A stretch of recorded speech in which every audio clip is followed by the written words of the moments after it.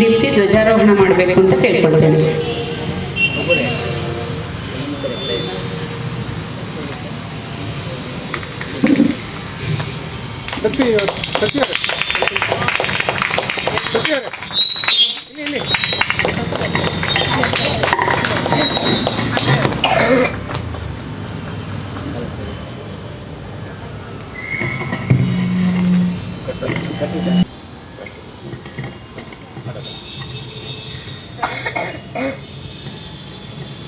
National salute.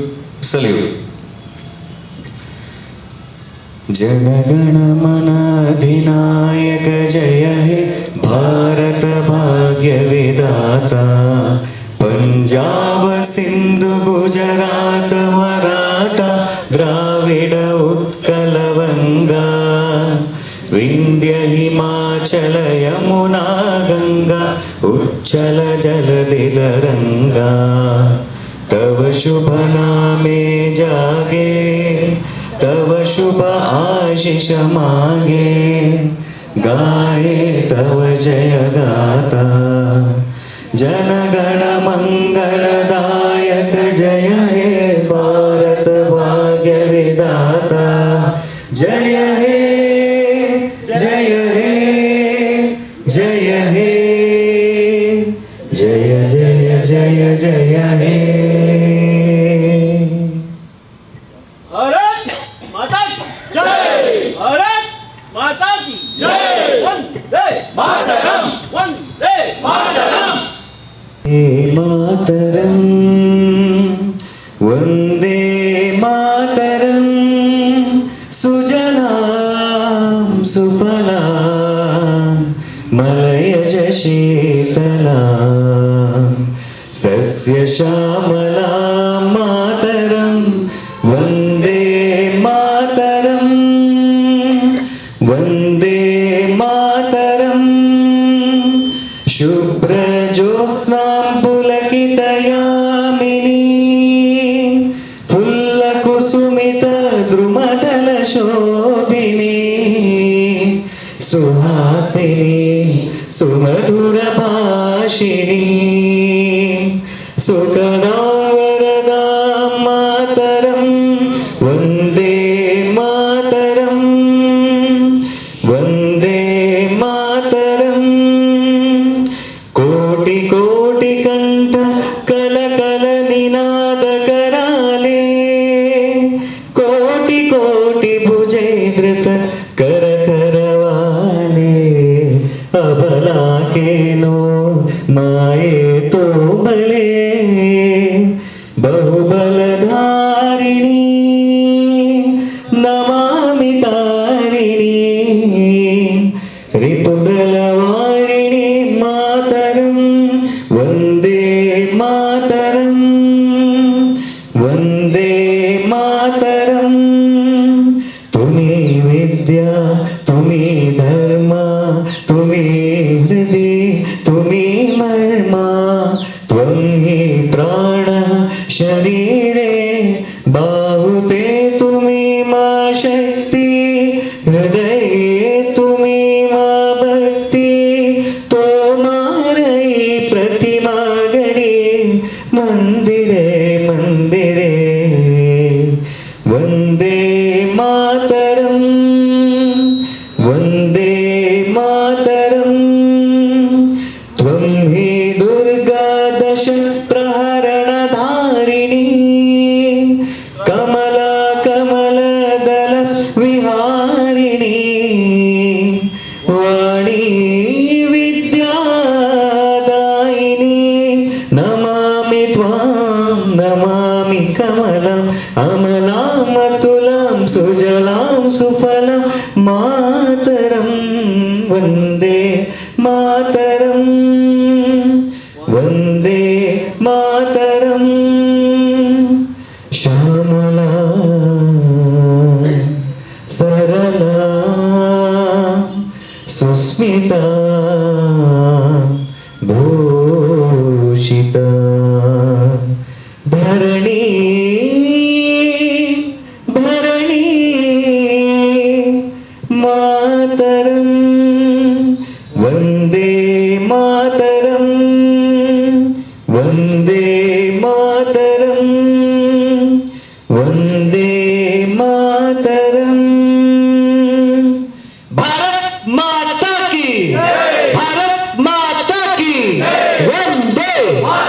ಒಂದೇ ಹಾಗೆ ಈ ದಿನ ನಮ್ಮೆಲ್ಲರಿಗೂ ಕೂಡ ಸಂಭ್ರಮ. ಈ ಸಂಭ್ರಮವನ್ನ ನಾವೆಲ್ಲ ಆಚರಿಸಲಿಕ್ಕೆ ಶ್ರೀಯುತ ಚಂದ್ರಶೇಖರ್ ಬಾಯರ್ ಕುಟುಂಬದವರು 15 ವರ್ಷಗಳಿಂದ ನಮಗೆ ಈ ಅವಕಾಶವನ್ನ ಮಾಡಿಕೊಡ್ತಾ ಇದ್ದಾರೆ. ಅಂದ್ರೆ ಮನೆಗಳಲ್ಲಿ ಈಗ ಮೋದಿ ಏನ್ ಹೇಳ್ತಾ ಇದ್ದಾರೆ, ಮನೆಗಳಲ್ಲಿ ಈ ಸ್ವತಂತ್ರ ದಿನವನ್ನು ಆಚರಿಸುವ ಹಾಗೆ ಆಗಬೇಕು ಅನ್ನುವ ಕಲ್ಪನೆಗೆ ಶ್ರೀಯುತ ಚಂದ್ರಶೇಖರ್ ಬಾಯರ್ ಕುಟುಂಬ ಅವರು ಸಾಕಾರಗೊಂಡಿದ್ದಾರೆ ಅಂತ ಅನ್ನೋದ್ರಲ್ಲಿ ಖಂಡಿತವಾಗ್ಲೂ ತಪ್ಪಿಲ್ಲ. ಹಾಗಾಗಿ ಆ ಭಾರತ ಮಾತೆಗೆ ಪುಷ್ಪಾರ್ಚನೆಯನ್ನ ಮಾಡಿ ವೇದಿಕೆಗೆ ಆಗಮಿಸಬೇಕು ಅಂತ ಹೇಳಿ ಎಲ್ಲ ಅತಿಥಿಗಳನ್ನ ನಾನು ಕೇಳ್ಕೊಳ್ತೇನೆ. ನೆನಪಿಸುವಂಥದ್ದು ಅಂತಹ ಈ ಶುಭ ಸಂದರ್ಭ ಏನಿದೆ, ಶ್ರೀಯುತ ಚಂದ್ರಶೇಖರ್ ಬಾಯರ್ ಕುಟುಂಬದವರು ಕಳೆದ 14 ವರ್ಷಗಳಿಂದಲೂ ಕೂಡ ತಮ್ಮ ಮನೆಯಲ್ಲಿಯೇ ಸ್ವಾತಂತ್ರ್ಯೋತ್ಸವ ಮತ್ತು ಸತ್ಯನಾರಾಯಣ ಪೂಜೆಯನ್ನು, ಅಂದರೆ ಅದಕ್ಕೆ ಅವರು ಕೊಟ್ಟಿರುವಂತಹ ಹೆಸರೇನಿದೆ ಅಂದರೆ ಭಕ್ತಿಯುತವಾದಂತಹ ಶ್ರೀ ಸತ್ಯನಾರಾಯಣ ಪೂಜೆ, ಭಾವಯುತವಾದಂತಹ ಧ್ವಜಾರೋಹಣ, ಈಗ ಶಕ್ತಿಯುತವಾದಂತಹ ಸಭಾ ಕಾರ್ಯಕ್ರಮ. ಈಗಾಗಲೇ ಧ್ವಜಾರೋಹಣವನ್ನು ನೆರವೇರಿಸಿ ಆಗಿದೆ.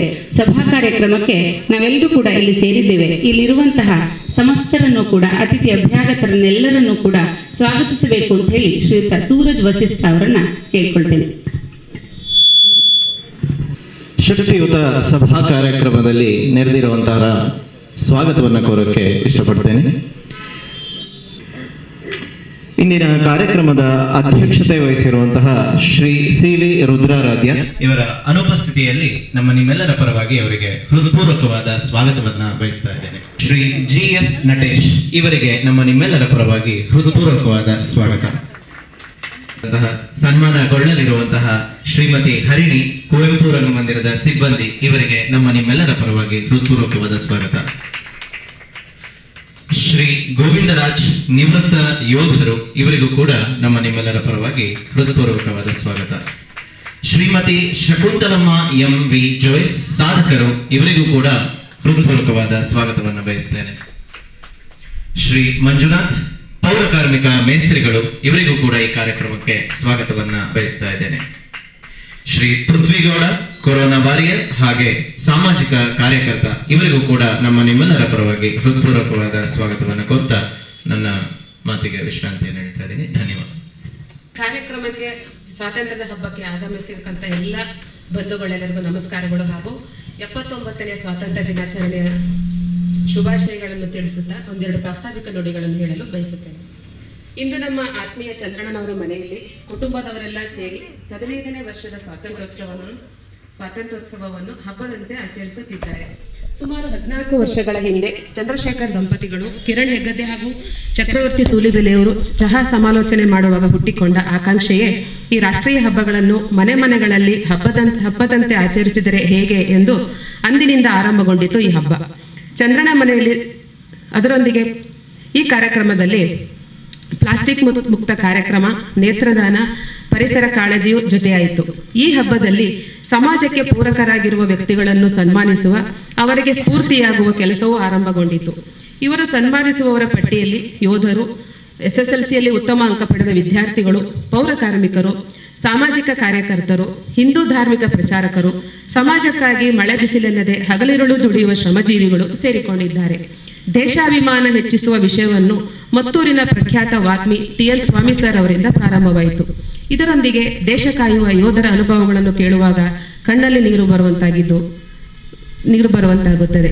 ಈ ನಿಟ್ಟಿನಲ್ಲಿ ಶ್ರೀಯುತ ಚಂದ್ರಣ್ಣನವರು ಈ ಕಾರ್ಯಕ್ರಮವನ್ನು, ಇಂತಹ ಅಭೂತಪೂರ್ವ ಕಾರ್ಯಕ್ರಮವನ್ನು ಮಾಡುತ್ತಾ ಇರೋದು ಎಲ್ಲರಿಗೂ ಪ್ರೇರಣೆಯಾಗಲಿ ಎಂದು ಹೇಳುತ್ತಾ, ಮುಂಬರುವ ದಿನಗಳಲ್ಲಿ ದೇಶಭಕ್ತಿ, ದೇಶ ಸೇವೆ ಕಾರ್ಯಕ್ರಮಗಳು ಹೆಚ್ಚು ನಡೆಯಲಿ ಎಂದು ಆಶಿಸುತ್ತಾ, ಅವರಗಳ ಜೊತೆಗೆ ನಮ್ಮ ಸಹಕಾರವೂ ಸಹ ಇರುತ್ತದೆ ಎಂದು ಹೇಳುತ್ತಾ, ಇದು ನನ್ನ ವೈಯಕ್ತಿಕವಾಗಿ ಇಂತಹ ಕಾರ್ಯಕ್ರಮದಲ್ಲಿ ನಾನು ಭಾಗವಹಿಸಿದ್ದು ಕೂಡ ನನಗೆ ತುಂಬಾ ಹೆಮ್ಮೆ ಹಾಗೂ ಸಂತೋಷ ಆಗುತ್ತಿದೆ.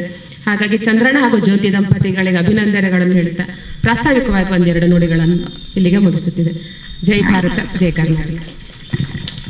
ಯಾವಾಗಲೂ ಸ್ವಾತಂತ್ರ್ಯ ದಿನಾಚರಣೆ ಅಂತ ಅಂದ ತಕ್ಷಣ ನಮ್ಗೇನು ಅನ್ಸುತ್ತೆ, ಶಾಲಾ ಕಾಲೇಜಿನಲ್ಲಿ ಧ್ವಜಾರೋಹಣೆ ಮಾಡುವಂಥದ್ದು, ಅಲ್ಲೇನೋ ಸ್ವೀಟ್ ಕೊಡ್ತಾರೆ, ಏನೋ ಒಂದು ಸಣ್ಣ ಕಾರ್ಯಕ್ರಮವನ್ನು ಮಾಡ್ತಾರೆ, ಕಾರ್ಯಕ್ರಮ ಮಾಡಿ ಸಿಹಿ ತಿನ್ಕೊಂಡು ಬಂದ್ಬಿಡುವಂಥದ್ದು ಅಂತ ಅನ್ನುವಂತಹ ಚಿಂತನೆ ನಾವು ಇಲ್ಲಿವರೆಗೂ ನೋಡ್ಕೊಂಡು ಬಂದಿರುವಂಥದ್ದು. ಆದರೆ ಚಕ್ರವರ್ತಿಯವರ ಮಾತಲ್ಲಿ ಮಾತಾಡಬೇಕಾದ್ರೆ ಚಂದ್ರಣ್ಣ ಅವರಿಗೆ ಅನಿಸ್ತಂತೆ, ಮನೇಲಿ ಯಾಕೆ ಮಾಡಬಾರದು ಅಂತ ಅನ್ನೋದನ್ನ ಆ ಒಂದು ಯೋಚನೆ ಏನಿದೆ ಆ ವರ್ಷನೇ ಕಾರ್ಯಗತವಾಗಿ ಮಾಡಿದ್ರು. ಅವರ ವಿಶೇಷತೆಗಳನ್ನ ನಾವಿಲ್ಲಿ ಹೇಳಲೇಬೇಕು. ಏನಪ್ಪಾ ಅಂತಂದ್ರೆ ತುಂಬಾ ವಿಶೇಷ ಏನು, ಮೊದಲನೇದು ಅವರು ಮನೆಯಲ್ಲಿ ಹಬ್ಬ ಹರಿದಿನಗಳ ಆಚರಣೆಗಿಂತಲೂ ಅತ್ಯಂತ ಸಂಭ್ರಮದಿಂದ ಸ್ವತಂತ್ರ ದಿನಾಚರಣೆಯನ್ನು ಮಾಡುವಂಥದ್ದು ಮೊಟ್ಟ ಮೊದಲನೇದು. ಎರಡನೇದು, ತಮ್ಮ ಮಗಳ ಹುಟ್ಟುಹಬ್ಬವನ್ನ ಮಾಧವನೆಲೆಗೆ ಹೋಗಿ ಅಲ್ಲಿ ಸ್ವತಃ ಈ ದಂಪತಿಗಳೇ ಅಡುಗೆಯನ್ನ ಮಾಡಿ ಆ ಮಕ್ಕಳಿಗೆ ಬಡಿಸಿ ಅವರಿಗೆ ಬೇಕಾದಂತಹ ರುಚಿಯಾದಂತಹ ಅಡುಗೆ. ಯಾಕೆಂದ್ರೆ ಸಾಮಾನ್ಯವಾಗಿ ಈ ಗೋಬಿ ಮಂಚೂರಿನೋ ಮಸಾಲೆ ಪೂರ್ಣೋ ಇತ್ಯಾದಿ ಏನೆಲ್ಲ ಮಕ್ಕಳು ಬಯಸ್ತಾರೆ, ಆ ಮಕ್ಕಳು ಬಯಸಿದ್ದನ್ನೇ ಮಕ್ಕಳು ಕೇಳಿ ಅವತ್ತು ಅಡುಗೆ ಮಾಡಿ ಅವರಿಗೆ ಸಂಭ್ರಮಿಸುವಂತಹ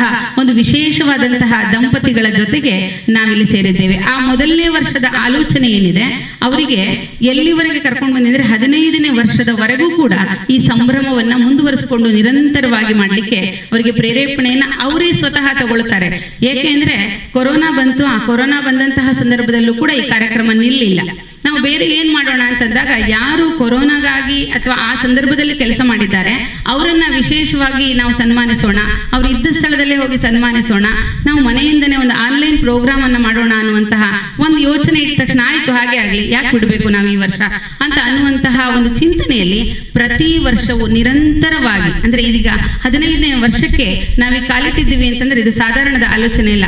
ಅವ್ರು ಯಾವ ಏರಿಯಾದಲ್ಲಿ ಇರ್ತಾರೋ ಅದು ತನ್ನ ಮನೆ, ಅದು ತನ್ನ ಕುಟುಂಬ, ಅದು ತನ್ನ ಪರಿವಾರ ಅಂತ ಅನ್ಕೊಂಡು ಇದ್ದ ಏರಿಯಾಗಳಲ್ಲೇ ಅವರು ತಮ್ಮ ಕಾರ್ಯಕ್ರಮಗಳನ್ನ ಬಹಳ ಯಶಸ್ವಿಯಾಗಿ ಮಾಡ್ಕೊಂಡು ಬಂದ್ರು. ಎಷ್ಟೋ ಜನಕ್ಕೆ ಅವರು ಪರಿಚಿತರಾಗಿದ್ದೆ, ಮನೆಯಲ್ಲಿ ಸ್ವತಂತ್ರ ದಿನಾಚರಣೆ ಮಾಡ್ತಾರಲ್ಲ ಚಂದ್ರಣ್ಣ ಅವರ ಅಂತ ಕೇಳುವಂತಹ ಮಟ್ಟಿಗೆ ಜನರಿಗೆ ಅವರು ಪರಿಚಿತರಾದರು. ಮತ್ತೆ ಅವರ ಆ ಪ್ರೀತಿಯ ಸ್ವಾತಂತ್ರ್ಯದ ಪ್ರೀತಿ ಹೇಗೆ ಅಂತಂದ್ರೆ ಸುಮ್ಮನೆ ಸ್ವಾತಂತ್ರ್ಯ ನಾವು ಗಳಿಸಲಿಲ್ಲ, ಆ ಸ್ವಾತಂತ್ರ್ಯ ಗಳಿಸಿದಂತಹ ಎಲ್ಲ ಸಂದರ್ಭಗಳು ಹೇಗಿತ್ತು ಅವುಗಳನ್ನ ನಾವು ಜನರಿಗೆ ಪರಿಚಯವನ್ನ ಮಾಡಿಸ್ಕೊಡ್ಬೇಕು. ಯಾಕೆಂದ್ರೆ ಈ ಹೊತ್ತಿನಲ್ಲಿ ನಾವು ಎಂತಹ ದಿನದಲ್ಲಿ ಇದ್ದೇವೆ, ನಾವು ಯಾವುದನ್ನ ಕಾಣ್ತಾ ಇದ್ದೇವೆ ಅನ್ನುವಂತಹ ಆ ಜನರಿಗೆ ಅದರ ಜಾಗೃತಿಯನ್ನು ಮೂಡಿಸಬೇಕು ಅನ್ನುವಂತಹ ಚಿಂತನೆ ಒಂದೆಡೆ ಆದರೆ, ಇನ್ನು ಅವರು ಕರೆದು ಸನ್ಮಾನ ಮಾಡುವಂತಹ ವಿಶೇಷ ಆಹ್ವಾನಿತರು ಹೇಗಿರ್ತಾರೆ ಅಂತಂದ್ರೆ ಅದು ಎಲೆಮರೆಯ ಕಾಯಿಯಾಗಿ ಕೆಲಸ ಮಾಡುವಂತಹ ಅನೇಕ ವ್ಯಕ್ತಿಗಳನ್ನ ಗುರುತಿಸುವಂತಹ ಪ್ರಯತ್ನ. ಯಾಕೆಂದ್ರೆ ಅವರಿಗೆ ಅಷ್ಟು ಗುರುತಿಸಿದ್ರೆ ಸಾಕು, ಅವರು ಮುಂದೆ ಮಾಡುವಂತಹ ಕೆಲಸಕ್ಕೆ ಅದು ಪ್ರೇರೇಪಣೆ ಅಂತ ಅನಿಸುತ್ತೆ ಅನ್ನೋ ಕಾರಣಕ್ಕಾಗಿ ಇಲ್ಲಿ ನಿವೃತ್ತ ಯೋಧರನ್ನ ಪ್ರತಿ ವರ್ಷ ಸನ್ಮಾನಿಸ್ತಾರೆ. ಮತ್ತೆ ಅನೇಕ ಎಲೆಮರೆಯ ಕಾಯಿಗಳನ್ನು ಕೂಡ ಇಲ್ಲಿ ಕರೆತಂದು ಪರಿಚಯಿಸುವಂತಹ ಒಂದು ಪ್ರಯತ್ನವನ್ನ ಅವ್ರು ಮಾಡ್ತಾ ಇದ್ದಾರೆ.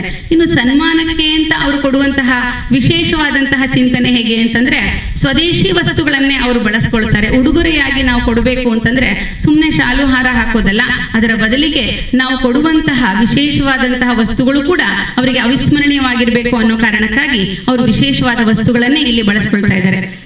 ಈ ಸಭೆಗೆ ಈ ಇಂದಿನ ಕಾರ್ಯಕ್ರಮದ ಅಧ್ಯಕ್ಷರು ಶ್ರೀಯುತ ಸಿ.ವಿ. ರುದ್ರಾರಾಜರು ಆಗಮಿಸಿದ್ದಾರೆ. ಅವರಿಗೆ ನಾನು ಹೃತ್ಪೂರ್ವಕವಾದ ಸ್ವಾಗತವನ್ನು ಬಯಸ್ತಾ ಇದ್ದೇನೆ.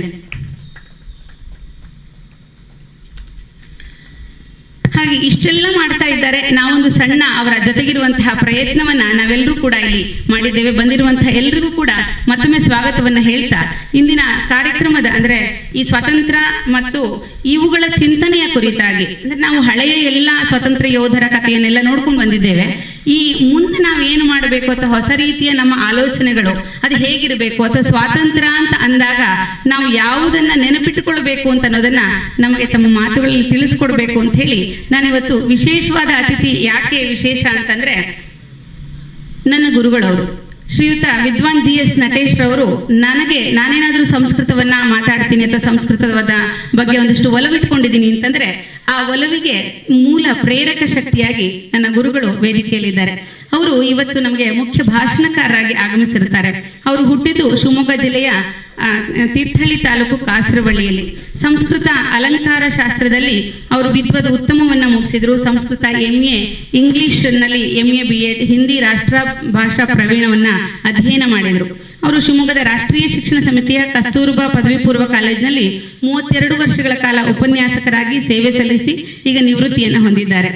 ಅಷ್ಟೇ ಅಲ್ಲದೆ ನಮಗೆಲ್ಲರಿಗೂ ತುಂಬಾ ಚಿರಪರಿಚಿತ ಹೇಗೆ ಅಂತಂದ್ರೆ ಅವರು ಕಗ್ಗ ನಟೇಶ್ ಎಂದೇ ಖ್ಯಾತಿ. ಅಂದ್ರೆ ತಾವು ಕಗ್ಗವನ್ನ ತಾವಧ್ಯಯನ ಮಾಡಿ ಅದನ್ನ ಎಲ್ಲರಿಗೂ ಆ ಕಗ್ಗದ ಸವಿಯನ್ನ ಉಣಬಡಿಸುವಂತಹ ವಿಶೇಷವಾದಂತಹ ವ್ಯಕ್ತಿ. ಆಕಾಶವಾಣಿ ಭದ್ರಾವತಿಯಲ್ಲಿ ಕಾರ್ಯಕ್ರಮವನ್ನು ನೀಡಿದ್ದಾರೆ. ಮೈಸೂರು, ಬೆಂಗಳೂರು ಹೀಗೆ ಹಲವಾರು ಆಕಾಶವಾಣಿ ಕೇಂದ್ರಗಳಲ್ಲಿ ಕಾರ್ಯಕ್ರಮವನ್ನು ನೀಡಿದ್ದಾರೆ. ಬೆಂಗಳೂರು ದೂರದರ್ಶನದಲ್ಲಿ ಜನದರ್ಶನ, ಬೆಳಗು ಸಂದರ್ಶನ ಕಾರ್ಯಕ್ರಮದಲ್ಲಿ, ಆಮೇಲೆ ಕಗ್ಗದ ಕುರಿತಾದಂತಹ ಹಲವಾರು ಕಾರ್ಯಕ್ರಮವನ್ನ ಮಾಡಿರ್ತಾರೆ. ಇನ್ನು ಕಗ್ಗದ ಬೆಳಕಿನಲ್ಲಿ ಭಾಗ 1, 2 ಅಂದ್ರೆ ಆ ಕಗ್ಗದ ತುಂಬಾ ವಿಶೇಷವಾದಂತಹ ಅದರ ವ್ಯಾಖ್ಯಾನವನ್ನ, ಅದರ ಕಗ್ಗ ಏನಿದೆ ಅದರ ಎಲ್ರಿಗೂ ಪರಿಚಯಿಸುವಂತಹ ಒಂದು ಪ್ರಯತ್ನ ಆಗಬೇಕು ಅಂತ ಹೇಳಿ ಕಗ್ಗದ ಬೆಳಕಿನಲ್ಲಿ ಅನ್ನುವಂತಹ ಒಂದು ಪುಸ್ತಕವನ್ನ ಪ್ರಕಟಣೆ ಮಾಡಿದ್ದಾರೆ. ದಾಂಪತ್ಯ ದೀಕ್ಷೆ, ಯಾಕೆಂದ್ರೆ ಕೌಟುಂಬಿಕ ಸಾಮರಸ್ಯ ಈಗ ನಾವು ಏನು ಕಾಣ್ತಾ ಇದ್ದೀವಿ, ಕೌಟುಂಬಿಕ ಸಾಮರಸ್ಯದಲ್ಲಿ ಕೊರತೆಯನ್ನ ಎಷ್ಟೋ ಸಂದರ್ಭಗಳಲ್ಲಿ ನಾವೀಗ ಅನುಭವಿಸ್ತಾ ಇರ್ತೀವಿ. ಆದ್ರೆ ಅದು ಹೇಗಿತ್ತು, ಅಥವಾ ನಮ್ಮ ಪುರಾಣಗಳಲ್ಲಿ ಆಗಿದ್ದಿರ್ಬೋದು, ಅಥವಾ ಹಿಂದೆ ನಮ್ಮ ಭಾರತೀಯ ಸಂಸ್ಕೃತಿಯಲ್ಲಿ ಒಂದು ದಾಂಪತ್ಯದ ಪರಿಕಲ್ಪನೆ ಹೇಗೆ ಅನ್ನುವುದನ್ನ ತಮ್ಮ ವಿಶೇಷವಾದಂತಹ ಲೇಖನದಲ್ಲಿ ದಾಂಪತ್ಯ ದೀಕ್ಷೆ ಎನ್ನುವಂತಹ ಒಂದು ಉತ್ತಮವಾದ ಪುಸ್ತಕದಲ್ಲಿ ನಮ್ಗೆ ಅದನ್ನ ಕಟ್ಟಿಕೊಟ್ಟಿದ್ದಾರೆ. ಇನ್ನು ಕಗ್ಗದ ಕುರಿತು ಒಂದು 6 ಸಿಡಿಗಳನ್ನು ಮಾಡಿದ್ದಾರೆ. ಬದುಕು ಬಾಡುವ ಮುನ್ನ, ಏನು ಜೀವನದ ಅರ್ಥ, ಅದರಲ್ಲಿ ಭಾಗ 1, 2, ವನಸುಮ, ಬದುಕು ಜಟಕಾ ಬಂಡಿ, ಕಗ್ಗದ ಕಥೆ ಇತ್ಯಾದಿಗಳೇ ಅಲ್ಲದೆ ವಿಷ್ಣು ಸಹಸ್ರನಾಮ, ಲಲಿತಾ ಸಹಸ್ರನಾಮ, ಆಂಜನೇಯ ಸಹಸ್ರನಾಮ, ಶಿವ ಸಹಸ್ರನಾಮಗಳಿಗೆ ಸರಳವಾದಂತಹ ಅರ್ಥವನ್ನ ಬರೆದು ಎಲ್ಲರೂ ಜನಸಾಮಾನ್ಯರು ಕೂಡ ಇದರ ಅಧ್ಯಯನವನ್ನ ಮಾಡಲಿಕ್ಕೆ ಆಸಕ್ತಿಯನ್ನು ಹೊಂದುವಂತಹ ಅನೇಕ ಪುಸ್ತಕಗಳನ್ನ ಪ್ರಕಟಿಸಿದ್ದಾರೆ. ಇವರ ಇನ್ನೊಂದು ವಿಶೇಷತೆ ಅಂತಂದ್ರೆ 3425 ಭಾಷೆಗಳನ್ನ, ಉಪನ್ಯಾಸಗಳನ್ನ ಕಗ್ಗದ ಕುರಿತಾಗಿ ಮಾಡಿದ್ದಾರೆ. ಹಾಗಾಗಿ ಜೋರಾದ ಚಪ್ಪಾಳೆ ಬೇಕೇ ಬೇಕಲ್ವಾ.